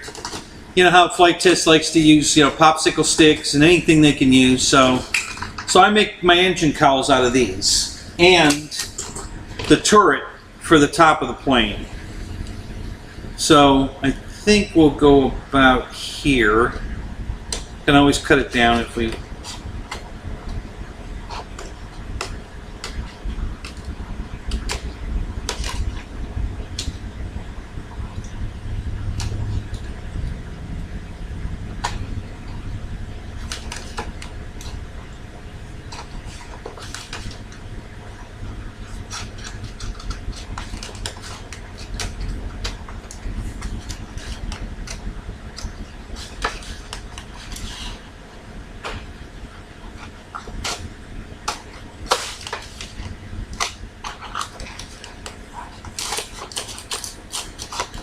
Well, I think I need a sharper damn knife. And that's pretty sharp. Man, that's not cutting that with a crap. Okay, so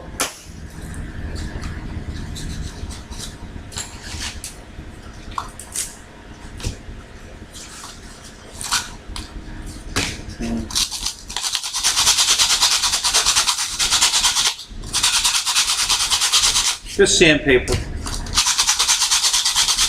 It's actually a disc you'd stick on a sander and fold it in half.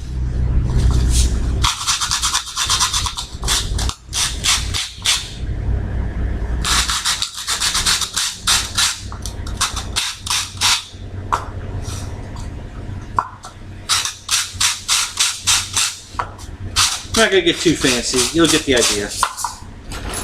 Alright, so let's grab 2 drill bits.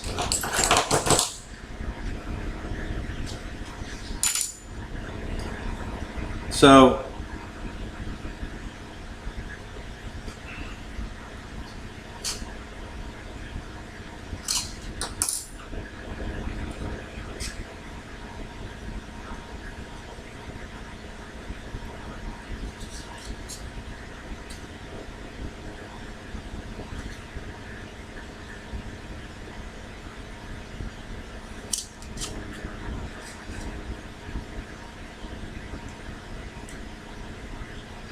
okay, so there's the turret.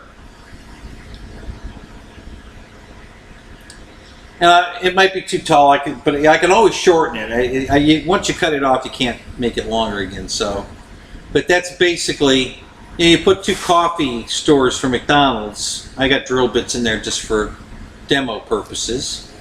But yeah, there's a turret for on top. All right. So that's what I make out of the bottom of the cup. And then this rolled edge right here makes the perfect cowling for the engine. So we're going to cut it. Let's see, we'll cut it here first.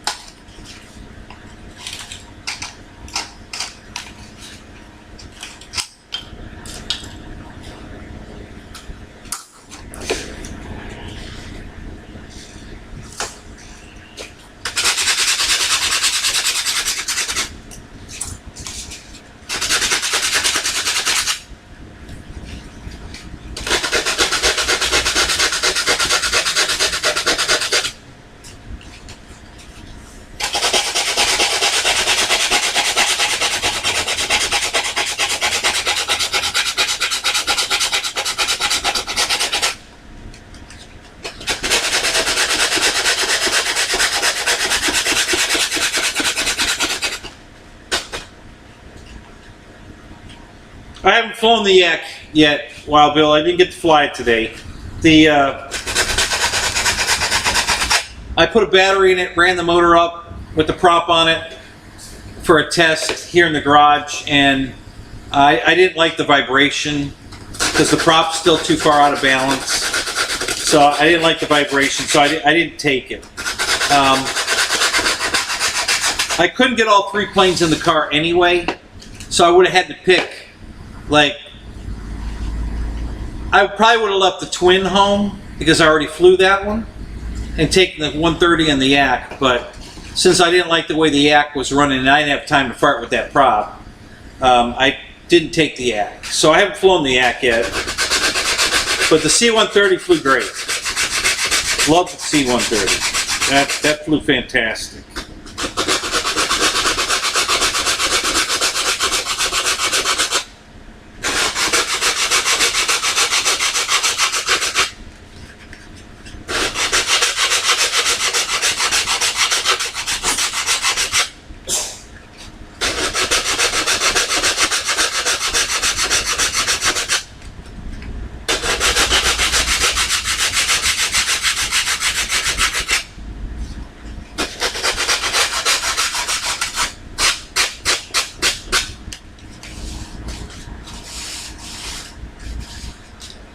So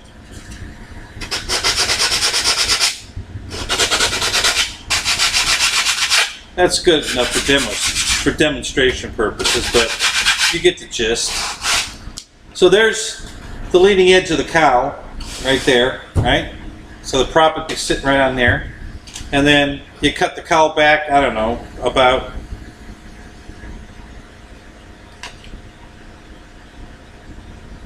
we can always cut more off later.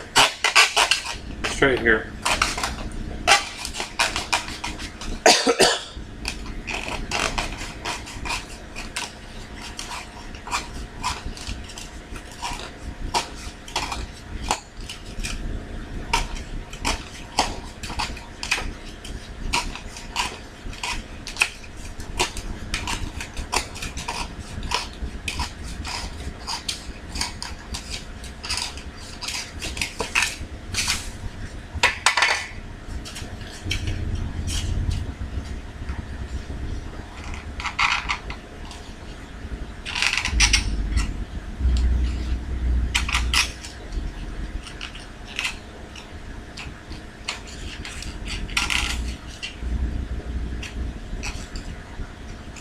So you got to remember, guys, flight test planes are all about being cheap, you know. How cheap can we make it? You know, they don't spend any money. And that's deliberate, you know, it's you know.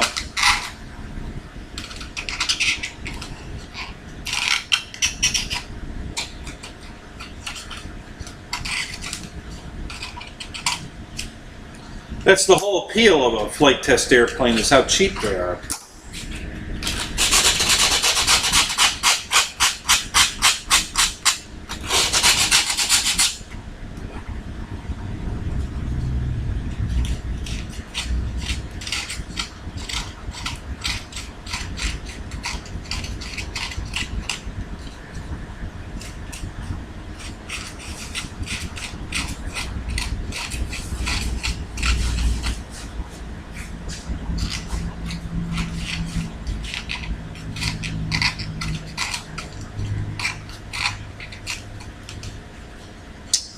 Jesus.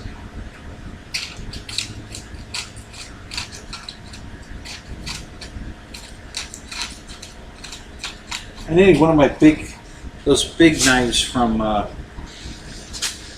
Dollar Tree.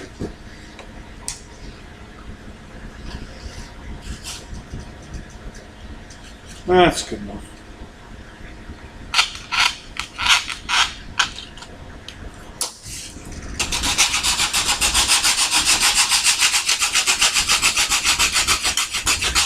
Yeah, this is good. Good enough. This will work.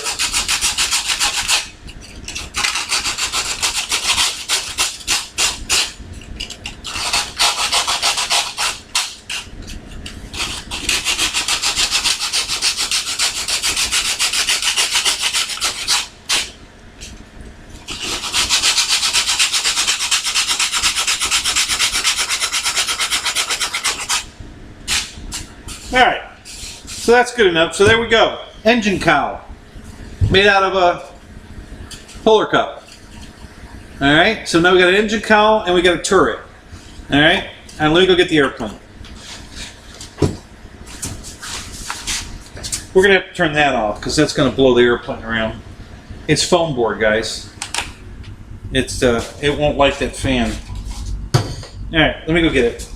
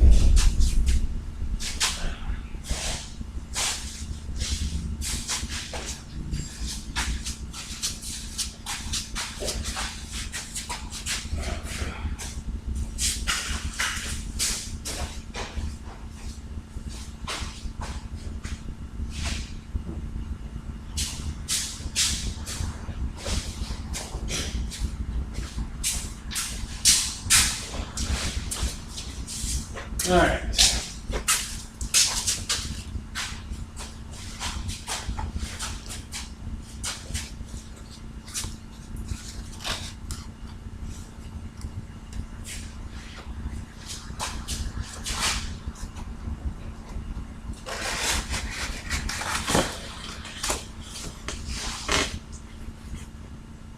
All right, let's use this as a stand.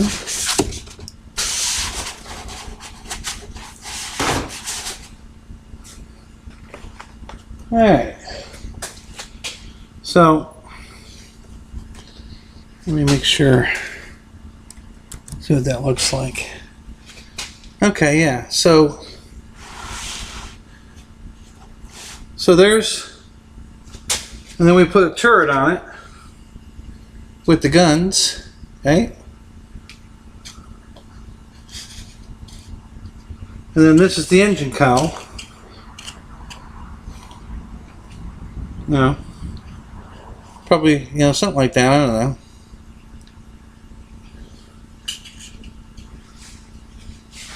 So you guys are looking at this camera view. Let me give the other camera.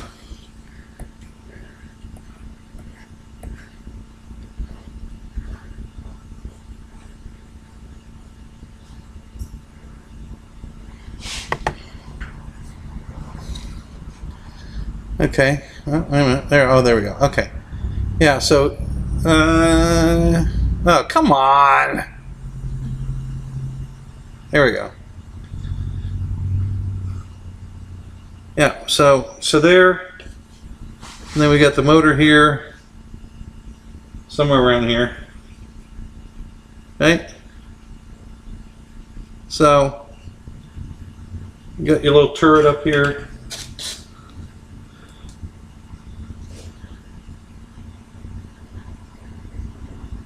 I'm going to round that off so it looks round, not squared off like that. So I'll round. There's a lot of foam in that corner to it lets you sand it, you know, into a rounded edge, and then I might shorten it. That might be sticking up too high, but you get the gist of it. So there's your guns, and then the cowl.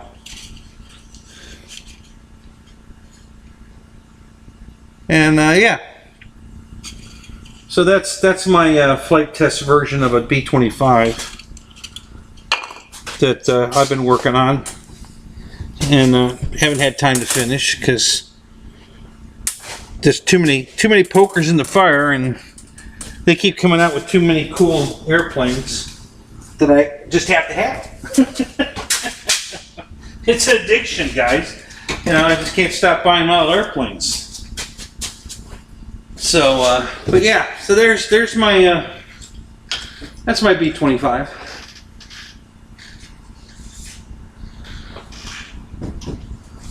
It looks like B-25 with a drink cup on it. Yeah, you know. All right, smart ass. let me do a little round in here. We'll see what we can do. I don't know how quick I can do this, but maybe if I trim it first.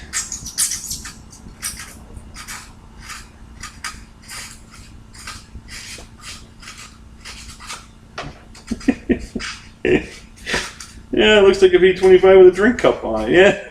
Yeah. Okay. All right. I guess I deserve that. Let's see if I can round this out a little bit.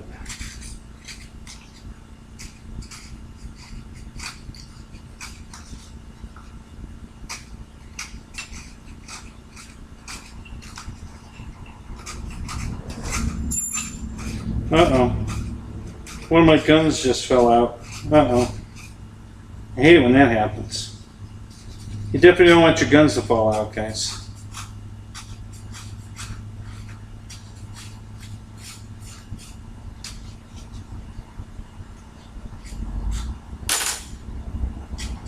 Boy, I wish I had one of those mandrels. That would be perfect.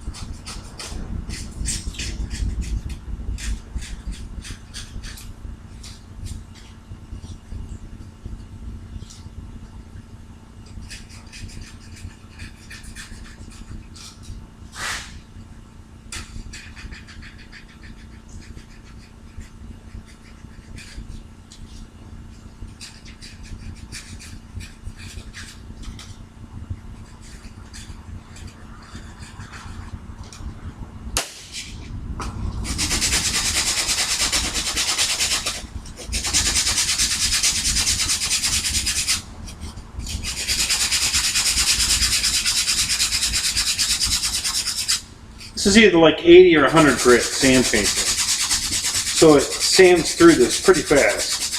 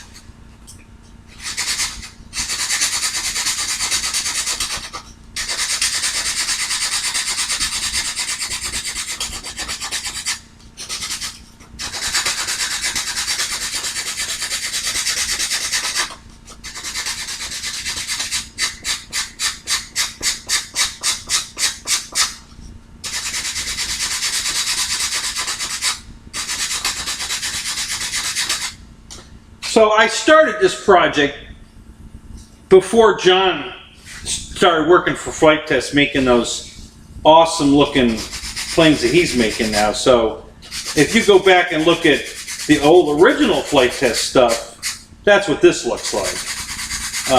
The new stuff that John's making is outstanding. So this doesn't, that's why I kind of quit working on this, because I don't know if I want to bother finishing it. I'll just wait for him to build a Flight Test B-25 and I'll buy it, because you know, it looks like he's going to make it. You know, he's making all the warbirds, so it looks like he's going to eventually end up doing it anyway.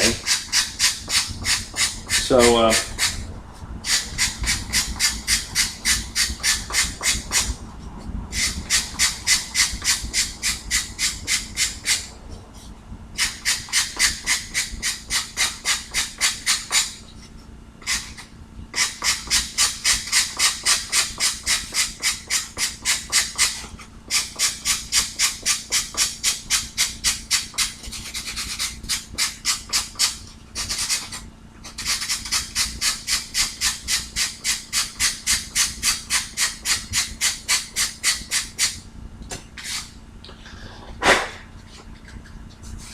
so that's rounded. Where'd my gun fall? There it is. Alright. Let's put the guns back in.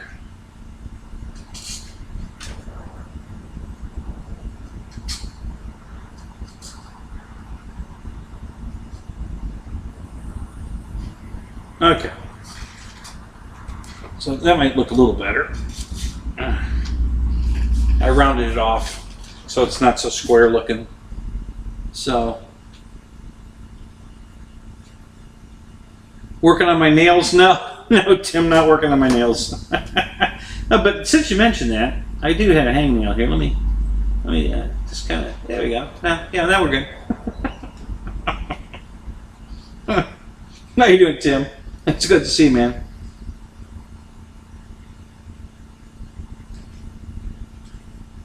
You dumpster dive model parts all the time.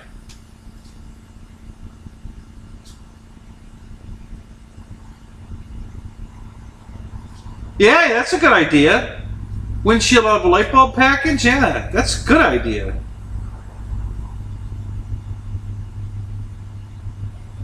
Loads better? Yeah. Yeah, so it's, you know, it's just foam and, you know, trying to make a, you know, there's enough meat there to round it even more, so it'll have more roundiness to it.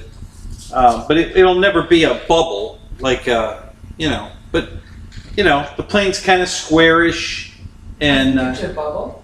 Huh? I can get a bubble. You can get a bubble? Yeah. But the Frosties, the little Frosties that are free. Yeah, honey, but there's a big hole in the top of it. That's not going to work. You could take the bottom and cut it. That's.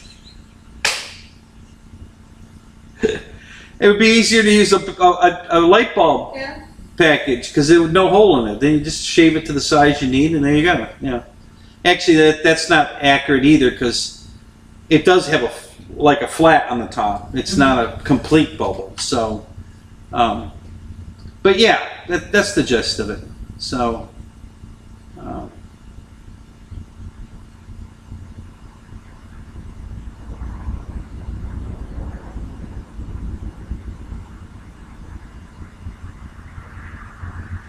Tug Hill, yeah, that's an idea. He's here now. Hi, Tug. Barbara says hi. Yeah, so yeah, doubling up on the flight test board, you know, the foam board, definitely will make it tougher. Yeah.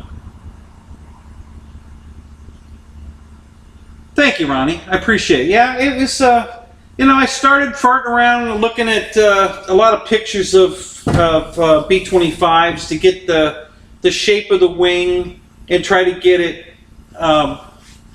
proportional to the fuselage. And you know, this was my first attempt at it, and you know, if I start a second one, I know I can make it even better. You know, this was just my first attempt, but yeah, it's coming out pretty good. I had a piece of foam cut for the front too to give it that bubble look. I don't know where that went up. It's probably still in the back bedroom, but yeah, you know, so it's a flight. It's got the regular flight test aerodynamic rib here to get that, you know, wing, that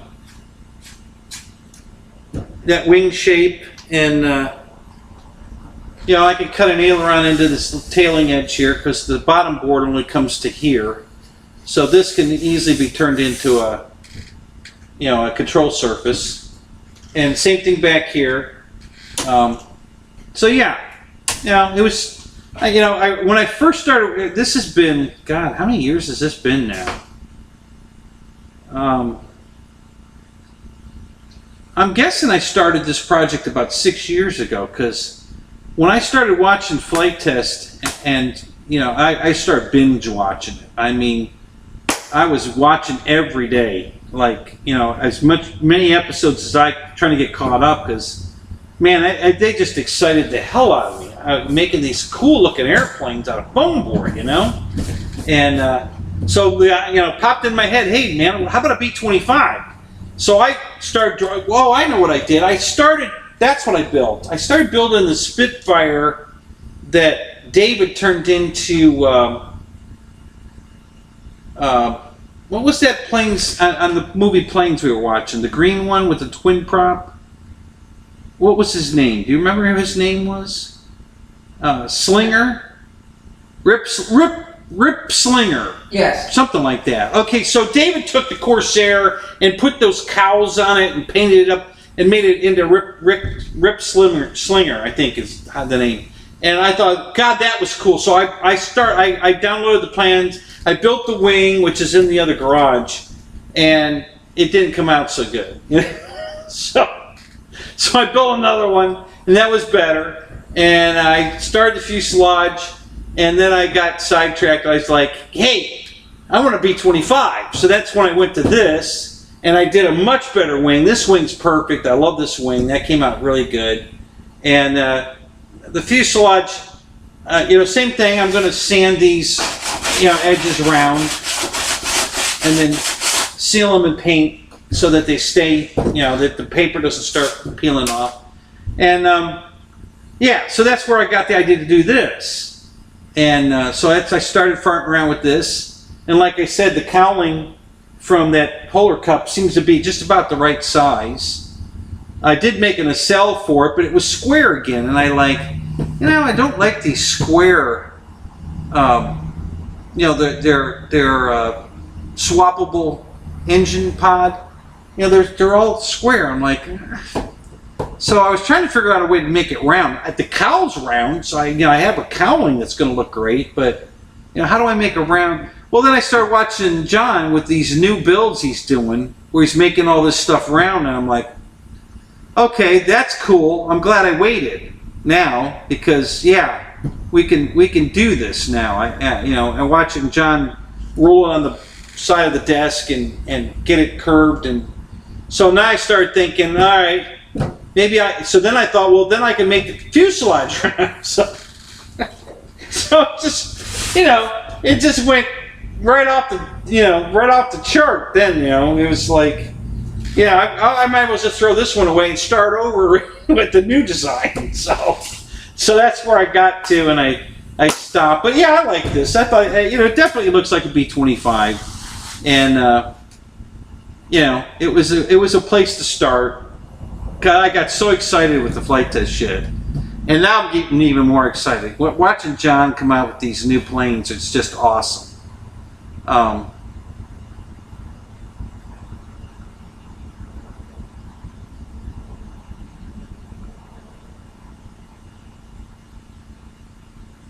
Yeah, Paul, exactly.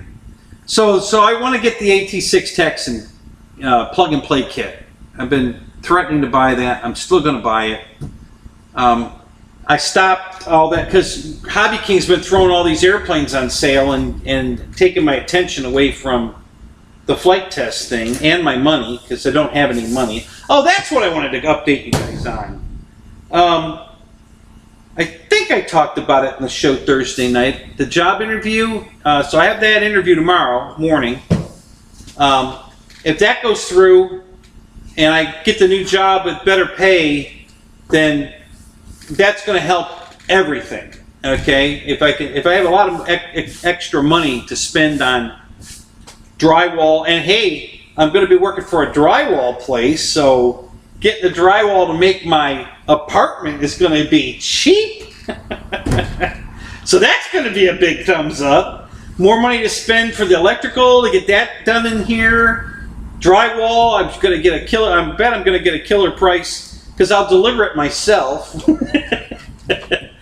So that'll help. And yeah, so just good things coming, I think, guys. When I think about everything that's going on, if this goes well tomorrow morning, and I get this new job, extra spending money, and cheap. You know, they have everything, I guess. I mean, I haven't gotten a tour of the place yet. I'll get that tomorrow. But you know, they're reading their website. Apparently, they carry everything you need to do a job. You know, like if you're adding an additional room on your house or whatever, you don't have to go anywhere else. They have it all there. But you know, 2x4 studs, you know, drywall, the drywall screws. They sell DeWalt tools. They sell everything you could possibly need. So one-stop shopping. You can order everything you need to do the job right from them. So I'm imagining they have electrical boxes and conduit and all that. You know, so if I can get everything I need to build my apartment from the new place I'm going to work, that's going to be awesome. So, so yeah, so that's something to look forward to. So tomorrow morning, 9 o'clock, I might have some more news. I don't think I'll do a. I don't think I'm going to do a fill-in live just to announce that. You can wait till Thursday. Maybe not. I might be so excited about it. I might go live. Who knows? Maybe I'll. Nobody's on tomorrow night, right? Oh, Ray does, but not till 10 here, 10 o'clock Eastern time. So maybe I'll go on before Ray tomorrow night. Tell you the good news about the job, if I take it or not, or whatever. So if I don't take it, obviously I'm not going to go live to tell you that I didn't take the job. Or didn't get the job, either way. But if I do, and I'm really excited, maybe I will. Who knows? You just never know. But yeah, so that was some news I forgot to tell you about. Yeah, so I got my interview tomorrow morning. So we'll see how that goes. And yeah, so but anyway, that's how this whole project started. I got really into the flight test stuff. And like I said, I really want to build that jet.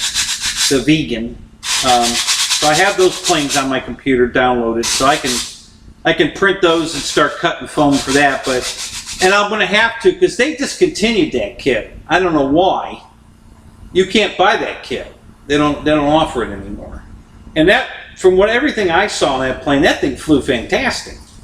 You know, that was a really nice. You know, they did a high alpha deal with it, and it was real stable and.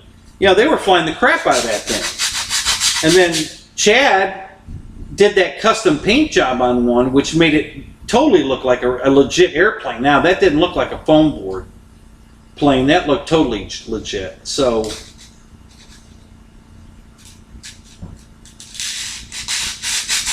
Yeah, yeah, Fred, exactly. I'm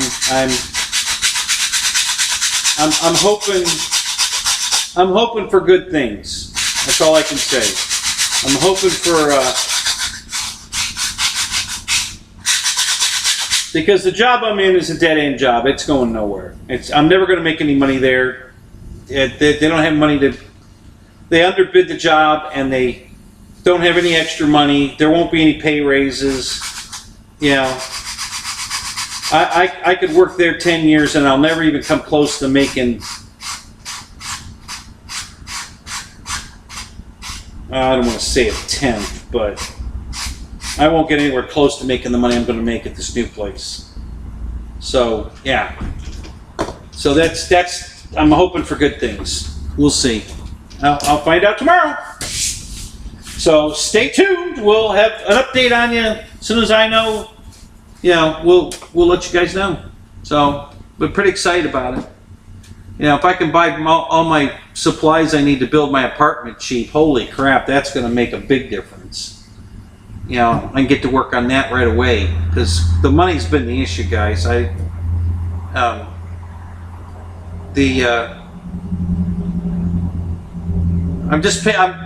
buying too many damn RC airplanes. I'm spending all my money on planes, so there's nothing left for me to work on the apartment. I don't have money to go buy the wire and the boxes and all that just to run the electricity over here. You know, I got to stop buying airplanes, but it's a sickness. I can't help it. You know, I got to call AA because I just can't stop buying airplanes. So, but anyway, so that's the update on that.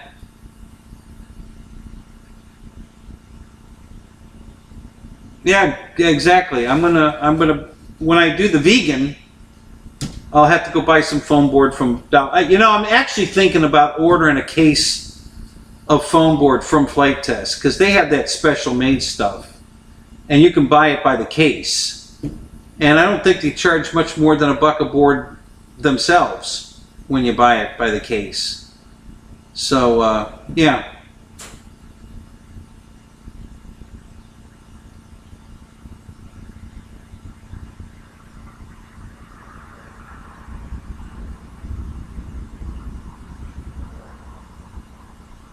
Oh yeah, he got a box from Flight Test, and that was he had to make the plane out of the box.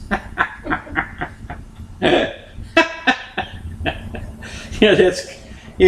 And here's your new kit. You know, now take the box, lay it down flat. Okay, now draw put the template over it and start cutting.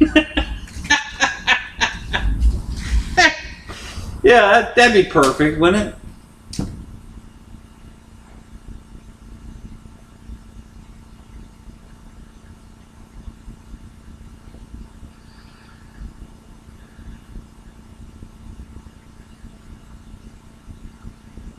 Oh, is that right? You met Josh before he was working for Flight Test? No kidding. I guess he was a body man, right? Isn't that his story? He was a body repair painter guy when he hooked up with Chad.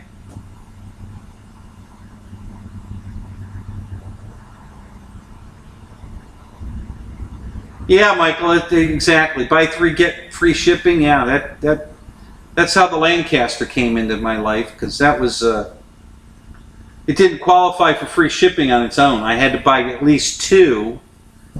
So then I threw a 3rd one in, and I still got free shipping. So then I threw a 4th one in, and the free shipping went out the window because they said it was too heavy of a package or something, and called for shipping quote. And I'm like, okay. So I took one out of the cart, and it went back to free shipping. So I bought 3 of them, got the free shipping, sold the other 2 planes for enough to pay for the 3rd plane. So my plane was totally free. Actually, I think I made $6 on the deal. You know, I made $6 and my Lancaster in the deal because I got them so cheap. They were on sale, 30 off, and then another 25 off. And right now, I think they're still running it at the $149 price. Hang on a minute. I got Hobby King open here. Let me look. Yeah, wait a minute. Let me see what the price is. Oh, that's Hobby King. I gotta go to flight test. Shit. Or no, we're talking about, getting confused here. Yeah, Lancaster, Hobby King. Yeah. Hold on. I'll figure it out. Give me a minute. No, I'm not drunk. I'm tired. Very tired. Not getting much sleep. Yeah, I think the Lancaster's still on sale. I guess, they had it priced at like $179 or $199. That was too much. And even at $139 or $149, I think it's still too much. Especially if you don't get the free shipping. But I got them for...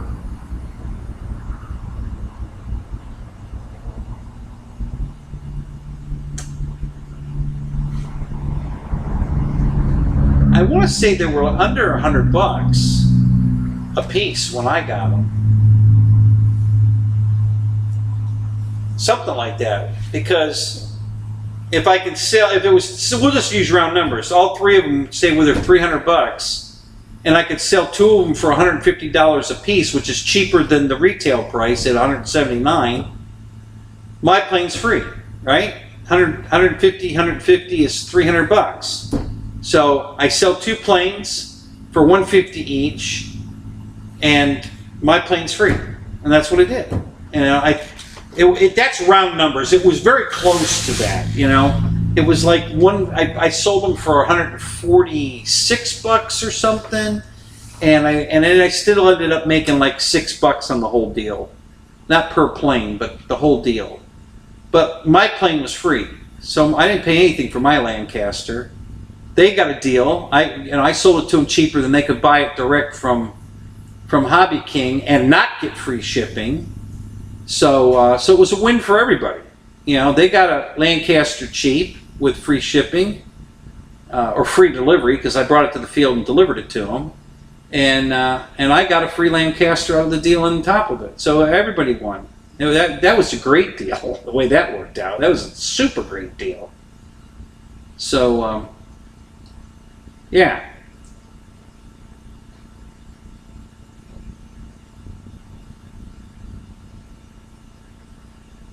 Yeah, if they ever do something like that again, I'll probably do that whole deal again.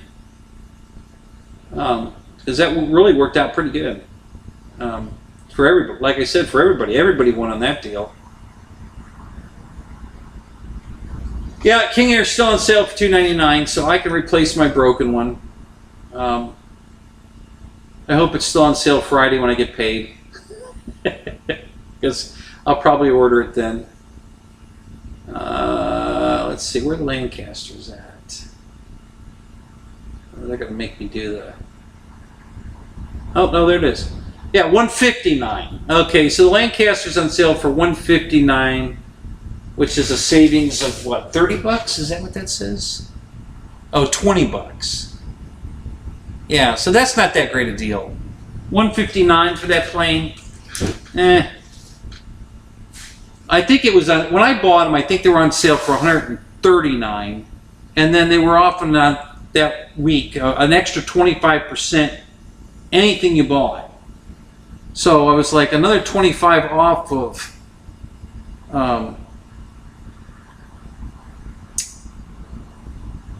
what was it? 149? So $150. So that's 30, and let's see, another half. Like $37.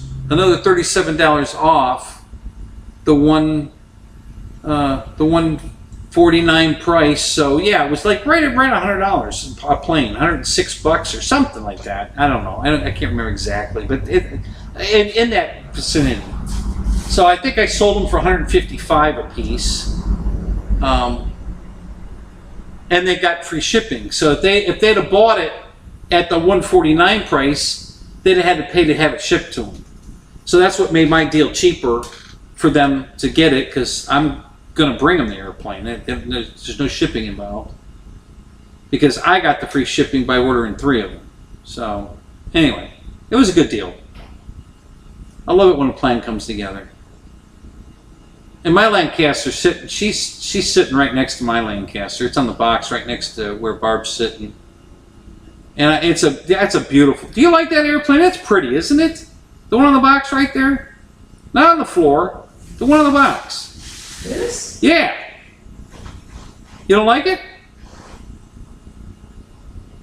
It's a British bomber. It was World War II. That was their answer to our B-17. Yes. And yeah, I like that plane. I think it's cool looking. You know which one I like? Barb doesn't like that. Which one do you like? The twin. Oh, she likes the twin. Yeah. It's not that I don't like it. I prefer the twin. Yeah. Okay. Yeah, the Albatross is still on sale too, but it's only $50 off. That's a good deal. I mean, that plane's. I think that's a great buy for $299 also. I mean, they got so many damn airplanes on sale for $299 right now. My Yak is still on sale for $299. So if you guys wanted the Yak, you could still get it. Listen, don't let my hesitation of flying it. Go watch John do his maiden on his, because I mean, it was awesome. I mean, it flew great. I was impressed. Yeah, John did a great job flying it. So, and he loved it. So yeah, don't wait for me to make mine to make a decision, because it could go off sale any day. I mean, you just never know with these guys. I'm bummed that I bought the civilian C-130, because now the freaking Coast Guard one's on sale for $299. The civilian one went back up to $329. It's still $70 off, so it's still a great deal, but now you can get the Coast Guard one for $299. Back then they didn't have the Coast Guard one on sale at all. It was still full price, $399. But not anymore. Now you can get it for $299. So I thought about ordering that one too, because I really wanted the Coast Guard. I was going to paint mine to be Coast Guard. Then I thought, well, why don't I just paint it gray? That'll be a lot easier, and I can make it an Air Force C-130. You know, put all the grayed out stars and bars and grayed out, you know, tail numbers and all the paraphernalia that's on the Air Force plane. That'd be pretty. I just call Cali Graphics and have her make the shit up. So yeah, I thought about that too. So I don't know. We'll see. Did they ever do a C5A Galaxy? No, they haven't done one yet. Actually, I think Banana Hobbies did make one, but they discontinued it. But I think they did. Am I right, guys? Did Banana Hobbies make a C5A Galaxy. a C5 Galaxy? Did they make one of those? I think Hobby King had one for a while, if I remember right.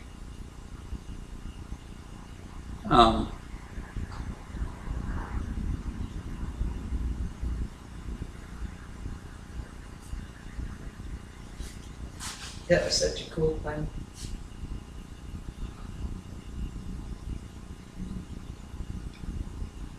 Oh, is that right? You get the Lancaster at Harbor Freight now for $29.95. Seriously? Don't pay any attention to Mike. He's probably in handcuffs right now, and the cops probably have him. You know. So. You have the right to remain silent. Yeah. Hey, Mike, you have the right to remain silent. So try it. Anything you say can and will be used against you in a court of law. Yeah, that's funny. Oh God.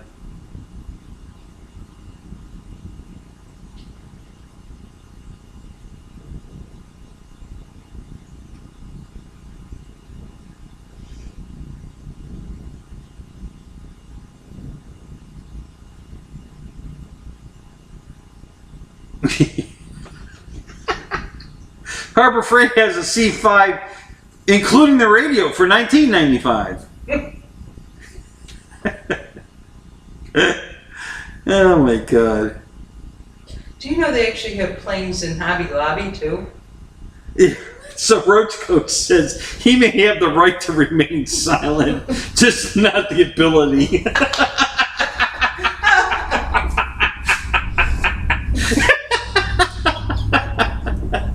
Amen to that. See, you're not the only one that. Oh, that's hilarious. Uh-oh. What? Fat Albert. Oh, I thought that said something else. Matt. Hey, Matt, what's up? Good to see you, buddy. Yeah, you can do a Fat Albert scheme. Hey, why don't you do that? My God, it's on sale for $2.99, dude. Get one. Do Fat Albert. That'd be awesome. Yeah,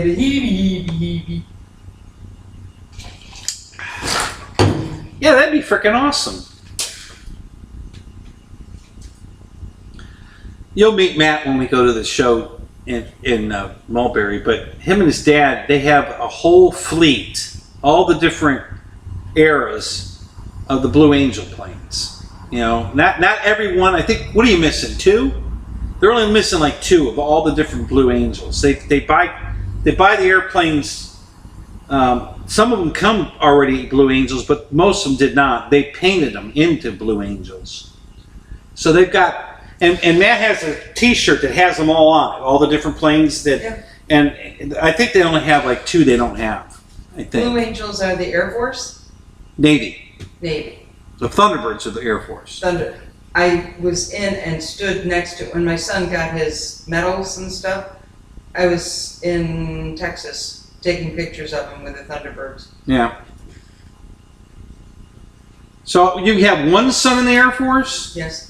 The other one's a sheriff. You know, my other son's a sheriff, and then one of your daughters is in military? Air traffic control. Oh, she's an air traffic controller. Is she in the service doing that, or just civilian? No. Okay. Yeah, so Barb's got a son in the Air Force. Retired now. He's retired, but yeah, he retired with a lot of money. What was his rank? Master Sergeant? Master Sergeant? Yeah, he was in for like 20 years. He got his pension. Yeah, he did well. Yes, he really did.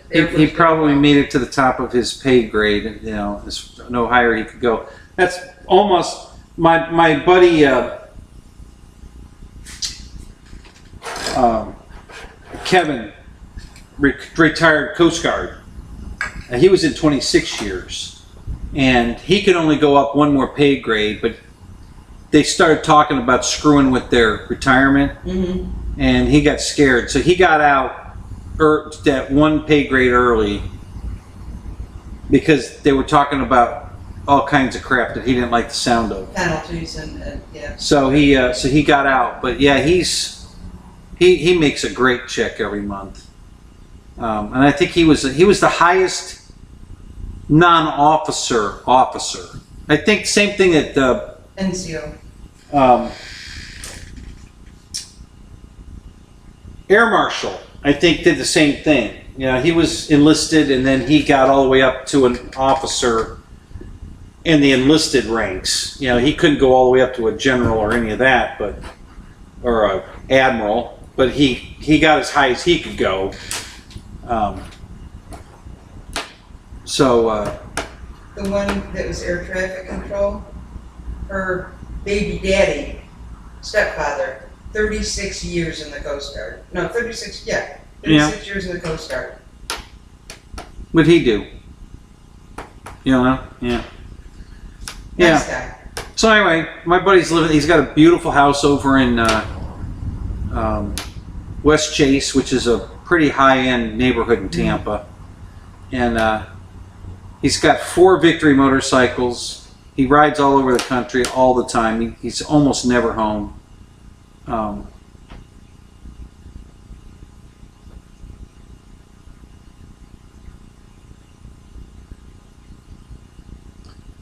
So we will twice. Panther, Tiger.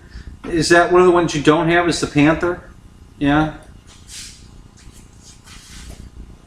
Yeah, they'll have them all. You know, they're working on it. They want to get them all. Nice.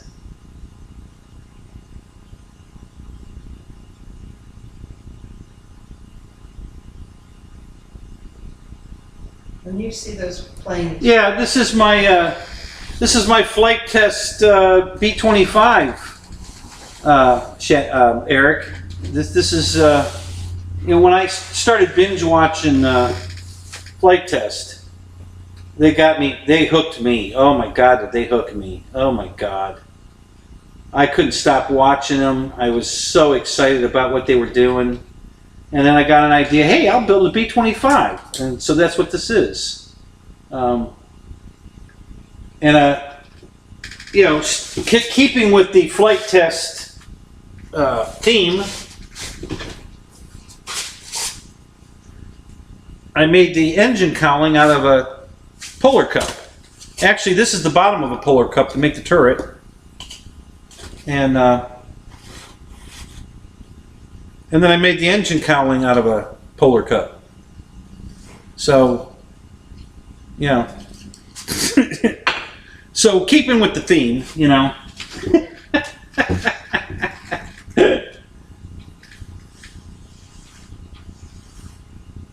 So, yeah, it's, but now that John's making these roundy, all professional master build kits, I kind of lost interest in this one. I'll probably still finish it. Why not? But yeah, I kind of lost interest in this one. You know, because you know the design is 6 years old, I think now, and I could do such a better job now making a master build version of it.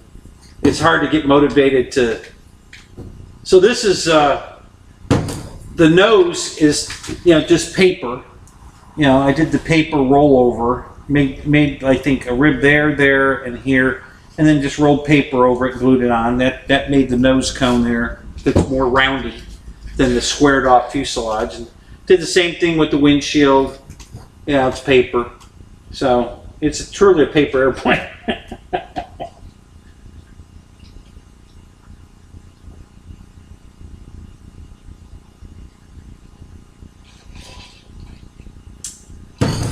So anyway, yeah. So that's what this is, Eric. It's you know, I like I said, I think I started this project 6 years ago, and I keep it in the house because I'm afraid the humidity out here is going to just take the paper right off the foam board. So I keep it in the house. But you know.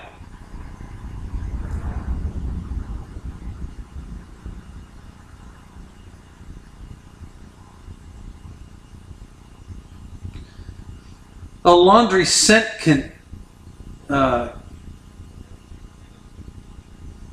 does that say, canister? Yeah?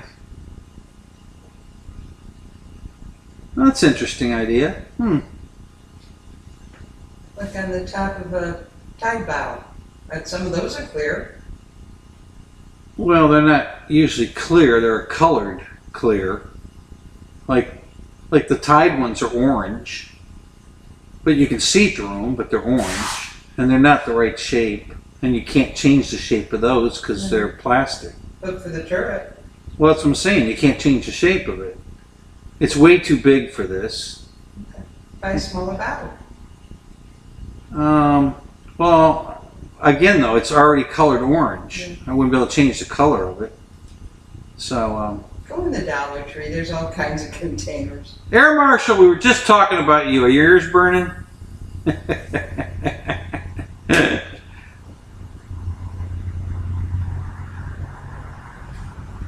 Yeah, it will, Michael. I'm certain it'll fly good.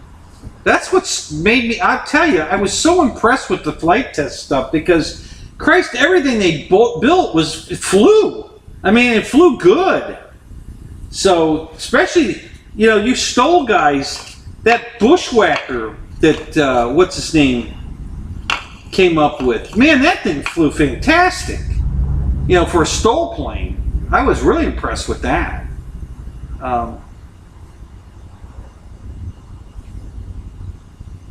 Yeah, I'll have to do that, Fred. I'll start looking at the store. I made a canopy for a plane out of a 7-Up bottle because I wanted it green.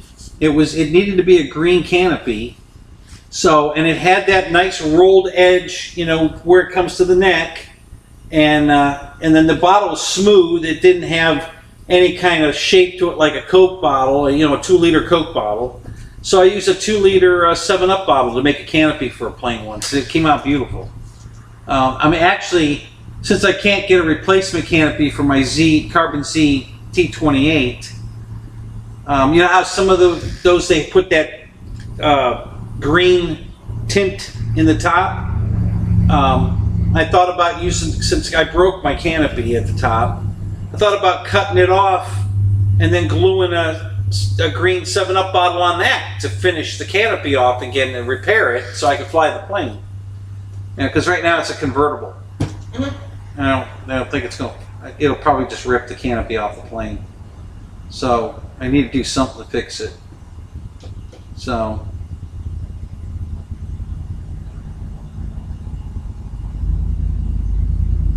Your left ass cheek started vibrating.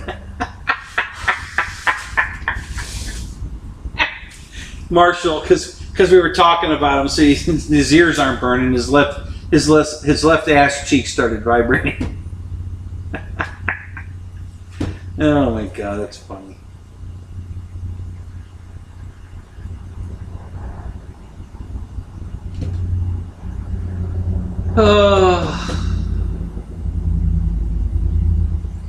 Let's see, we got to. How do we move that?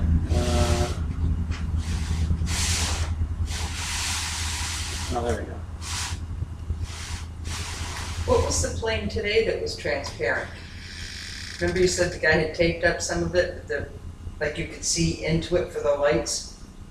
Oh, it wasn't for the lights. It's just they plane. Well, mine's right there on the floor. If you look right in there. Is it balsa? Yeah, it's red see-through. It's on the floor right there. Can you see it? Stand up! Come here! You're pretty good at giving commands. Yeah. Now look over there on the floor. Oh, yeah. You see it? Yes. Okay, so that's, and the wing is in the bedroom. Oh, that's a good place for it. Yeah, but that's very similar to the plane he was flying today. What is this big long one here with the Army or military star on it? But there's no wings. The green one? Yes. That's the P40. That's from that's a Banana Hobby plane, LX models. But it doesn't have any wings. Yeah, the wings are in the bedroom. No, they're right there in that box, right there. That's a big monster to fly. Yeah, that's a big airplane. Yeah. And then the Corsair over there, I've got the one I told you has the folding wings. Yeah. It's the second one down in that rack where all the Corsairs are. It's like a jungle in here with all these planes on all these racks, honey.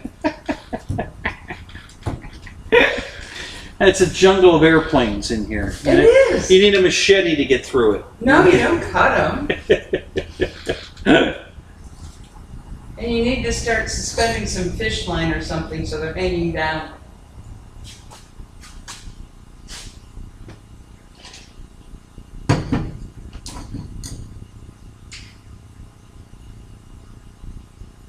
Have you ever been to the Smithsonian? No, you asked me that already. No, I haven't been to the Smithsonian. They have them from the roof hanging down. Oh God, we're gonna start talking about football. Okay, hey, it was nice seeing you guys. Thanks for coming. We'll talk. They had the football game on at the restaurant. I know, we were watching the football game at the restaurant. Patrick Mahomes. So, yeah, it's. Tughill says an empty what? A corn.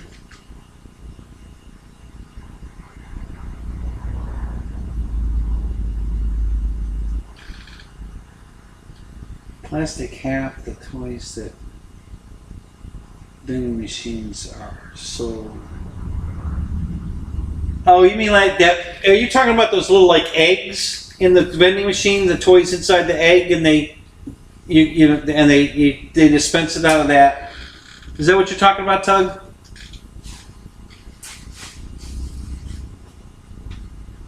Oh, what did you do? Shard it?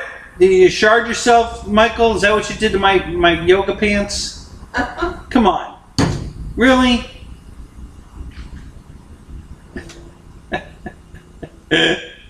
You guys are hilarious.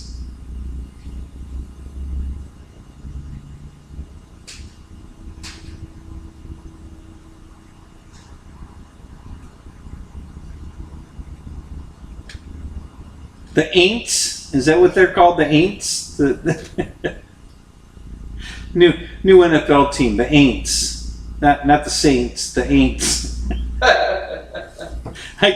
I'm guessing that's where he's going with this. Didn't Drew Brees retire, I think? I just had to yank your chain a little bit. Yeah, so he's yanking EQ's chain a little bit. Ask him if Drew Brees retired, I think. Who? Drew Brees. I don't know, you ask him. Did Drew Brees retire? I'm sure one of the football guys will chime in here.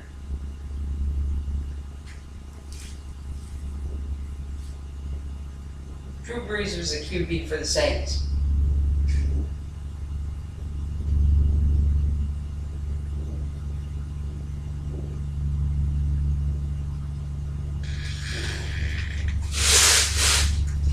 EQ says yes, Brees is history. Yeah, that's what I thought.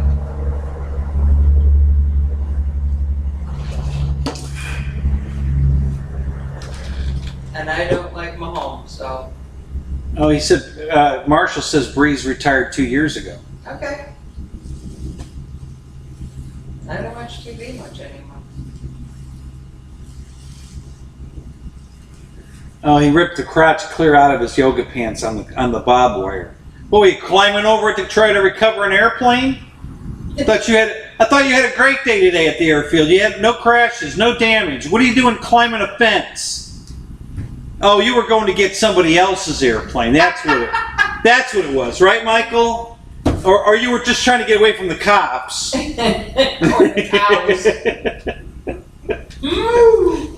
Yeah, the cops were chasing him, so he had to climb over the barbed wire, and he ripped his yoga pants. That's the story. You sure it wasn't razor ribbon at the prison? Oh my God, you guys are hilarious.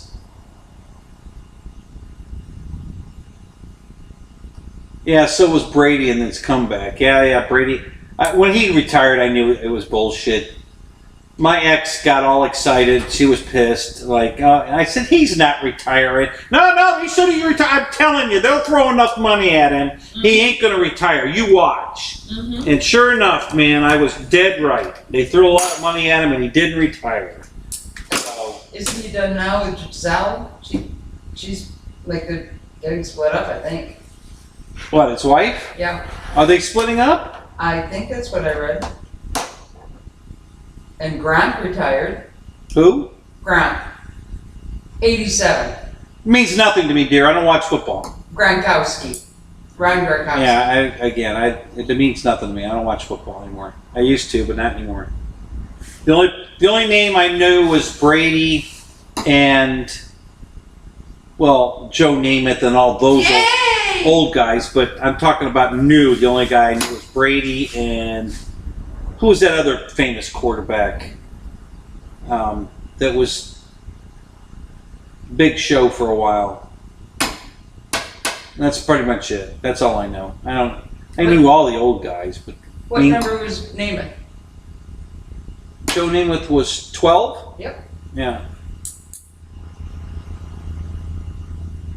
And which Super Bowl did they win? Oh, I have no idea. I don't watch Super Bowls, so I wouldn't. No, what, number 3? Really? Super Bowl 3. Yeah. Against the Baltimore Colts. Peyton. Yeah, that's the other one. Thank you, Brian. Yeah, that's the other name I would have known. Peyton Manning and Eli Manning. Well, Peyton too. Both of them. They were brothers. Yeah. Yeah, that was the big deal for a while. So yeah, that's it. That's all I know in football. I'm done. That's my knowledge of football. I'm done.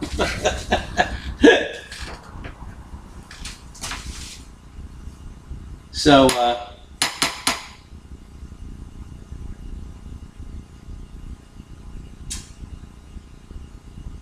Tampa Bay 19, Dallas 3.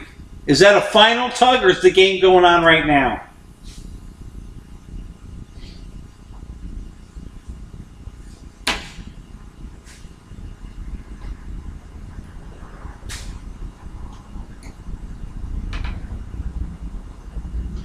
Oh, so, all right, wait a minute, I gotta back up, because Michael got a reply for his pants now. He's gonna order yellow ones this time. So the color will blend in with the rest of the... Yeah, I'm ordering new ones, yellow this time, so...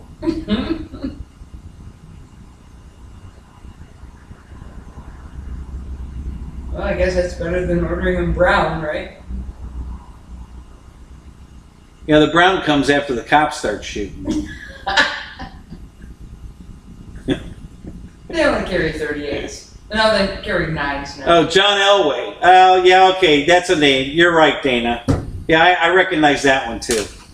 That's about it, though. I think now we've definitely exhausted my knowledge of today's NFL. Back in the 70s, I knew a lot of players, but now I don't know shit anybody.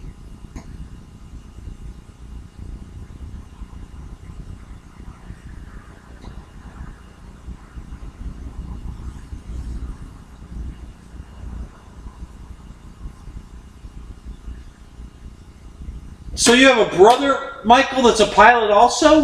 Wow, that's awesome. So did you two grow up together, airplane nuts, and went the whole way, right? You got yourselves licenses and doing it. That's freaking awesome, man. Good for you.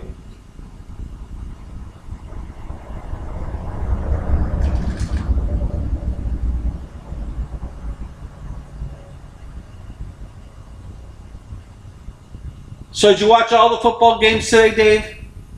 I don't know how many there were. I have no idea. But yeah, it sounds like you did. So, and he says the Chiefs were the only ones that showed up to whoop ass today. Everybody else did play shit football. They,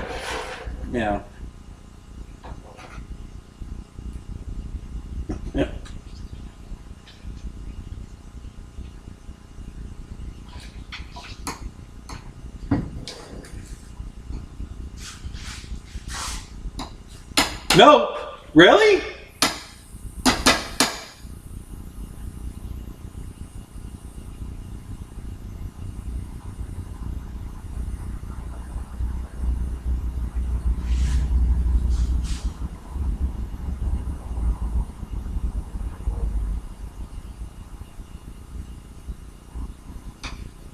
Oh, no kidding.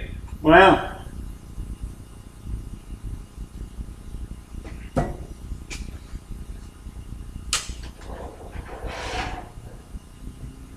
Oh, does your brother fly RC too?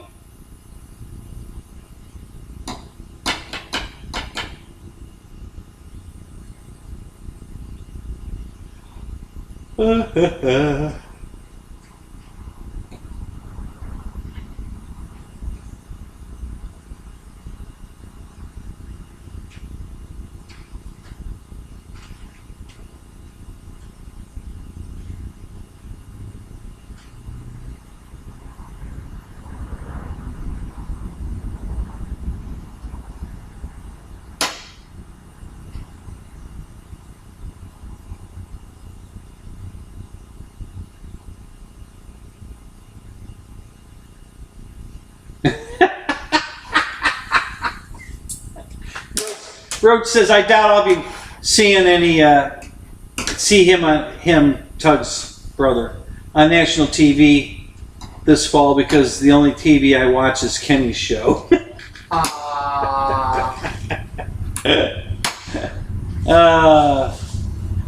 Thank you, Roach. All right. So I have to get your picture framed and up next week. He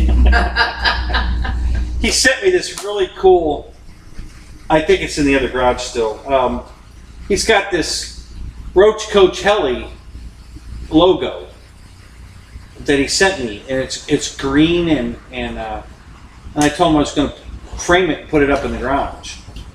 I don't have any walls to, I have to tape it to a box, but yeah, as soon as I have a hobby shop room here, I'm going to put it in there. Uh-oh, it's going to start raining again. Here it comes. Yeah. Jeff, hey, good night, buddy. Yeah, thanks for stopping in. We'll see you later. How many of these guys are You were about to say something. Yeah, I know. Listen, I didn't forget, buddy. I love that thing, and I definitely want to do it. I don't have any walls. This isn't exactly a wall. It's just airplane boxes.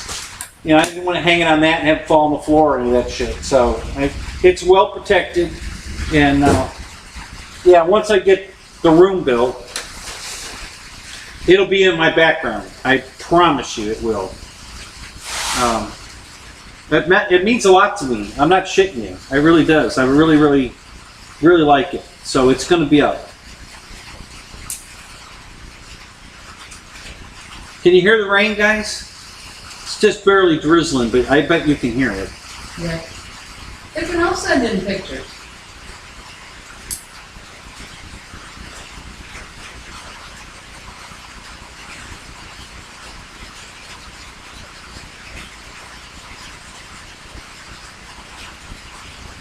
You thought I was crazy. Now you see I'm nuts. Oh my! He's talking about Tug Hill blowing out the crotch in his yoga pants. He thought he was crazy, but now he can see his nuts. You know that line about the T-shirt, right? Huh? The one that says that there's a fine line between insanity and genius. Yeah. And I use it like a jump rope.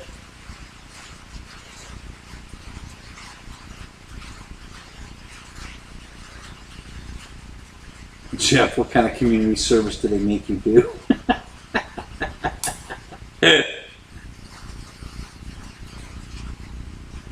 Oh my God. Yeah, you guys are all nuts. You should all get yoga pants and rip the crotch out of them so we can see all of your nuts. TMI. You didn't get that joke the first time around, huh? It's like your sexy pants, yeah. Uh-huh.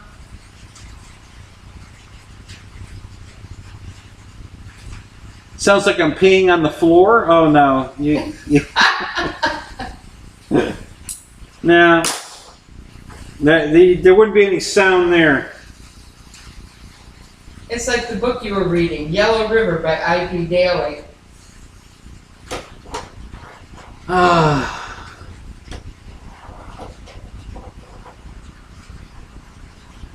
They make them collect urine samples for community service.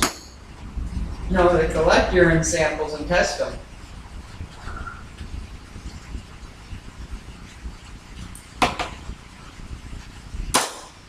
We should probably take this airplane back in the house before it gets waterlogged in this humidity. Why don't you wait till the shower stops? Well, yeah, I'm definitely going to do that now, for sure. I'm not carrying this thing through the rain.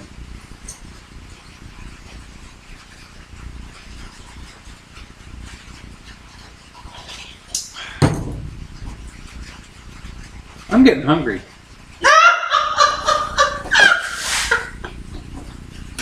You just ate! Maybe I'll go in and eat those ribs. You just ate! No, honey, that was several hours. It's 11:30.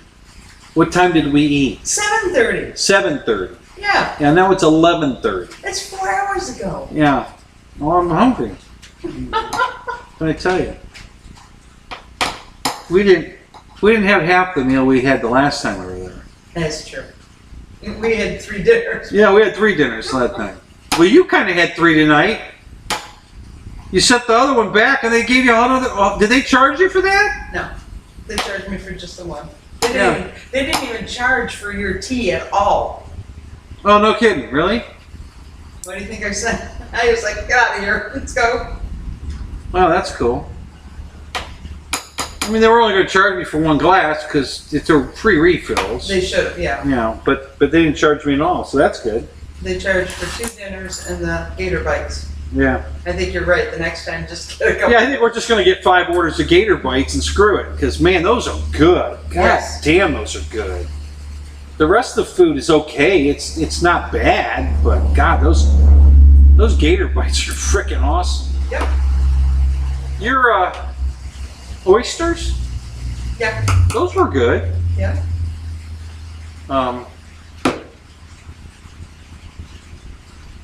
The ones that came from Halls. Put the plane in the shower. Yeah, Dina, you know all about that. How many? Did you get your planes out of the shower? Did you? When you did a remodel? Is that a room now? What are you doing with the basement? What did you make it into?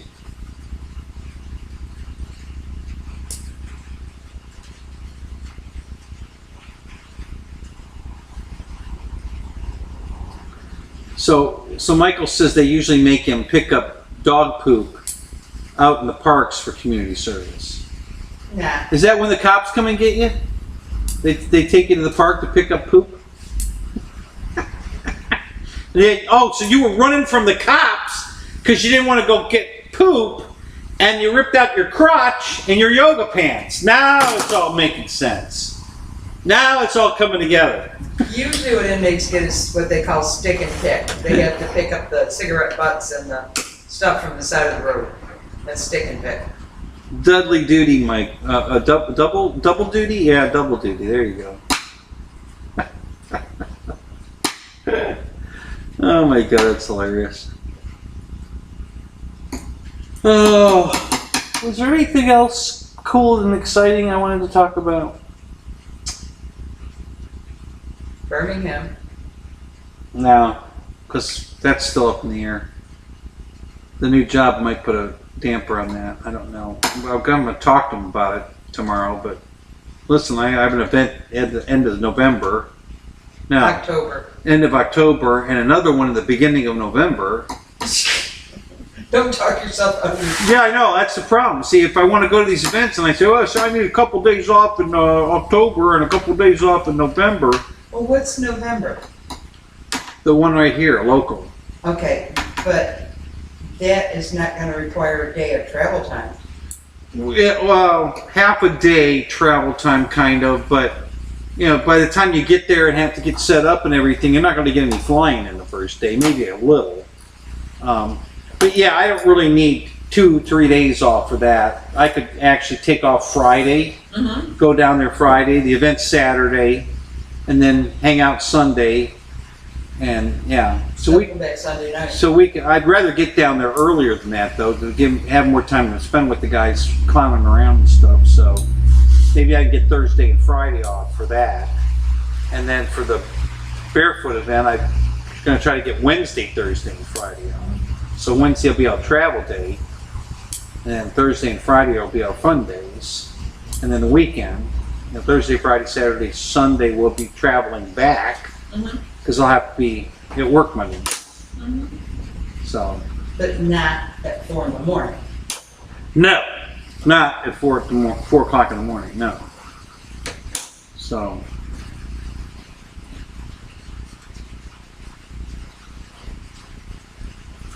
And it's how long to Birmingham? 12 hours? 11? Get out the exercise bike and salad diet.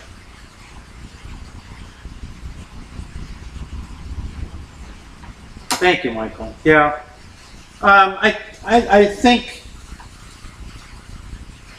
I'm going to like the job. Not having to deal with these lunatic customers that want us, you know, free bus ride and all kinds of other crap. Yeah, I'm just gonna drive the truck to the site, use the, I think they call it a lowboy or something, the rubber tire fork truck on the back to unload the drywall, drop it wherever they want it, come back, get another load, go back, unload it. You know, that's going to be my job, and that sounds kind of fun to me. Playing with the fork truck, I used to love that. So yeah, Yeah, Yeah, but then people will be telling you to quit forking around. Yeah, you say, hey, stop forking around over there. Get to work. Dana, I guess it's a drywall. It's called Gator Gypsum. So there's your drywall, but it's a contractor supply. That supply you everything you need to do the job. They sell DeWalt tools. I think they sell studs and all, for building the walls or whatever. There's a big pile of sand. I'm not exactly sure what that's for, unless it's for mixing concrete. I don't know that they put sand mix in with the concrete when you're building block homes. I don't know. I'm, spitballing here, but yeah, so that they're going to be driving a delivery truck. It's a big flatbed, big truck, so you need a CDL to drive it. It's a stick shift. All the other applicants, nobody knows how to drive a stick shift, so I'm in on that one because I can. And I can already drive a fork truck. You did that for a long time. And yeah, so it sounds like right up my alley. No weekend. It's a Monday through Friday kind of 9 to 5 job, I'm sure there'll be nights when I have to work overtime because they need one more load of drywall that I might have to run back and get or something, So and I don't have a problem with that. That's fine.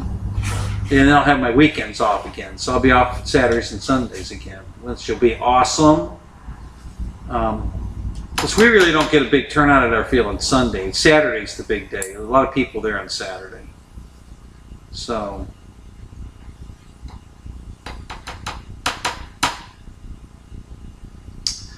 they use cherry pickers for drywall. Well, at this place they have a big crane. There's one attached to the truck, but not the truck I'm going to be driving, I think. I'm not positive. But yeah, there's a big crane with a fork boom on it that they pick up the pallet of drywall with, to either take it on the truck or take it off the truck. But I think the truck I'm going to be driving is the one that has the fork truck on the back of it. That, rubber tire fork truck. And I have to load and I'm assuming I'm going to be loading and unloading my own truck. I don't know. I'm going to find all that out tomorrow. So we'll see. I got a job interview at 9 o'clock tomorrow morning. So we'll see what happens. I'll have a bunch more information to share with you on the new job.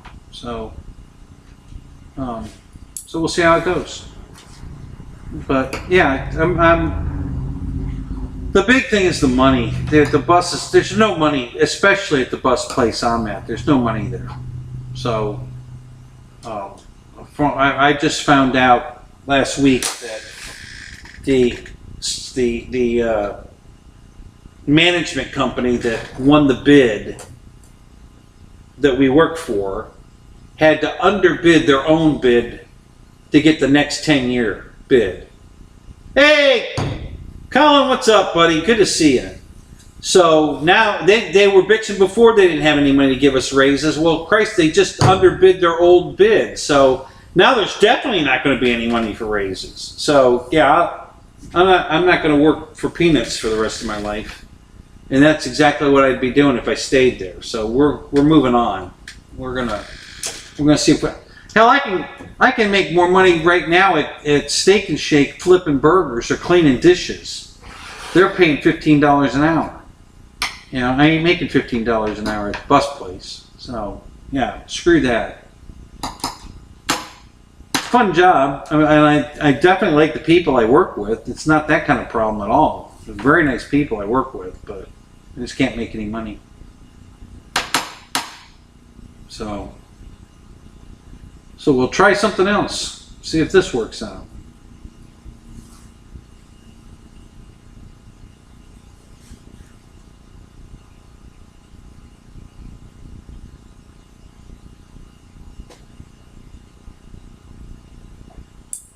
Yeah, that might be, drug test could be an issue as well, because Christ, everybody wants to smoke pot these days. I mean, everybody, it's ridiculous.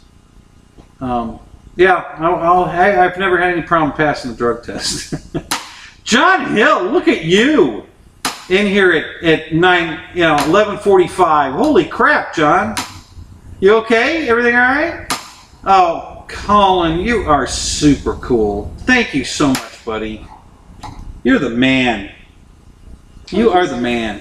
That was awesome. Thank you. He just super chatted me $9.99, $10. So that was awesome. Thank you.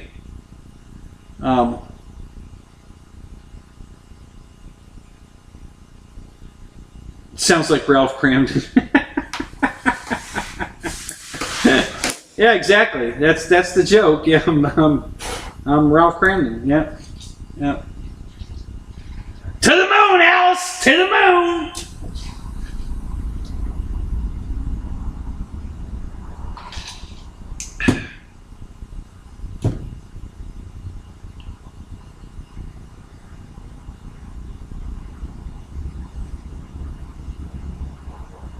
Could be worse. Could be Norton.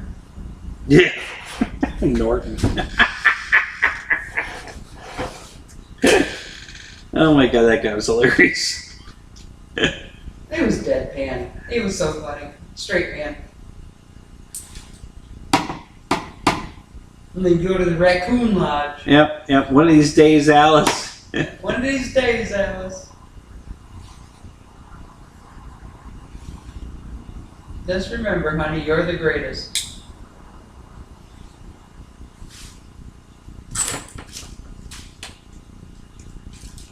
Okay. Yeah, John, where have you been? Everything all right? Are you healthy? Everything good?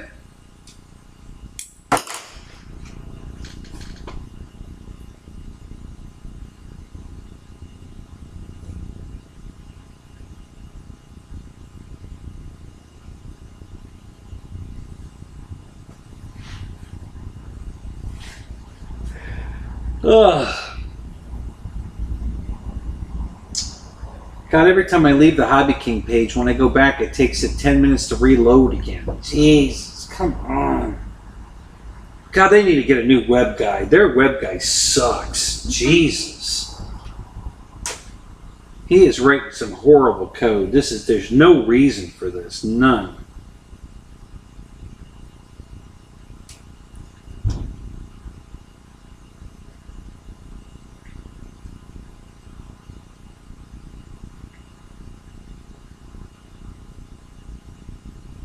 It's probably the guy that my brother fired, because this guy wrote such horrible code. Oh my God.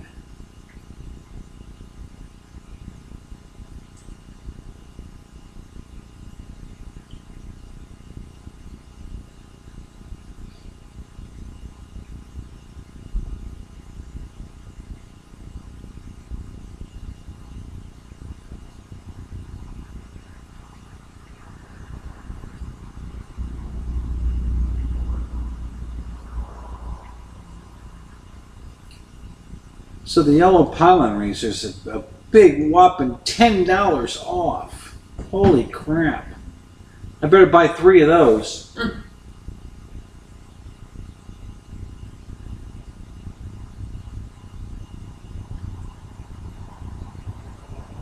Ugh.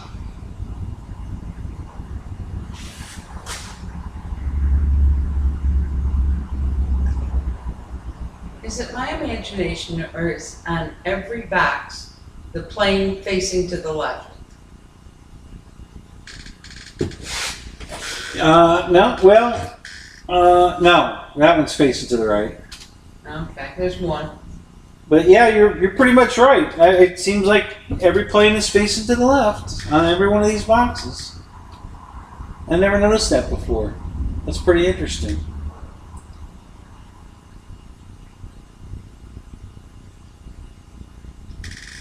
Huh. Yeah, never noticed that. It is for this one that the monitor's on. All the ones back No, there. yeah, that one's facing to the left also. Mm-hmm. The Draco box, yep. Yeah, I've never noticed that before. You're right. They're just almost every single one of them, except that A10 on the LX. They're all facing to the left. Interesting.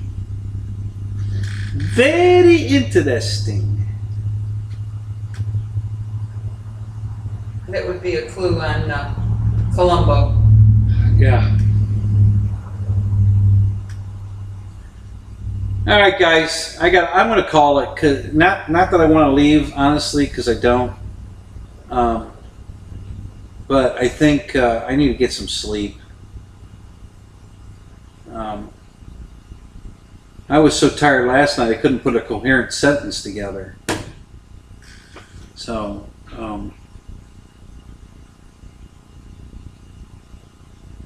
what's this? Pilot named Side? Keith Christie, what's up, buddy? Hey, good to see you.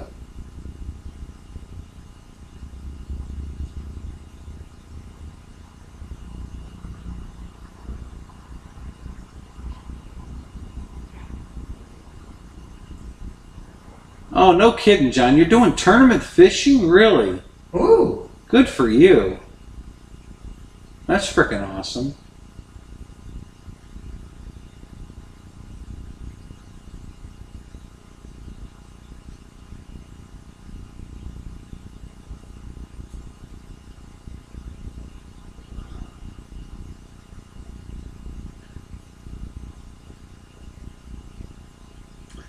So Keith Christie's telling you have to leave me alone tonight so I can sleep.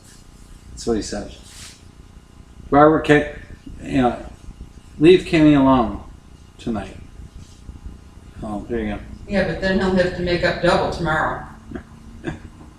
She's trying to kill me. I'm not kidding, guys. She's really trying to kill me. I mean, the other night the cops showed up.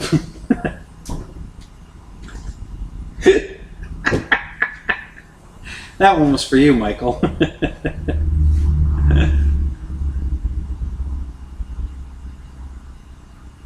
Yeah, exactly. That's exactly why I want to get rested, because I really want that job tomorrow. So yeah, I don't want to fall asleep in the interview. that would go very big, would it? So. You just tell him you can drive your stick. That's all. Yeah, I could drive my stick. Yeah. Yeah, there you go. Yeah. I can. And I have a willy. So I can drive a stick and I have a willy. What more do you need to know? Right? And you can get your fork to lift. I can get my fork to lift. Yeah. Cut off my schwash and get back to my truck.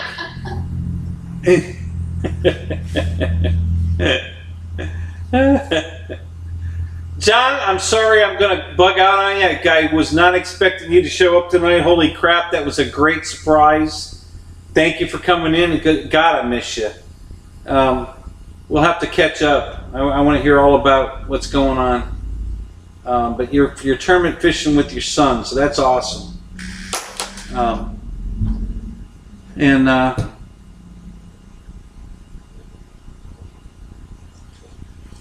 An arresting deployment. There you go.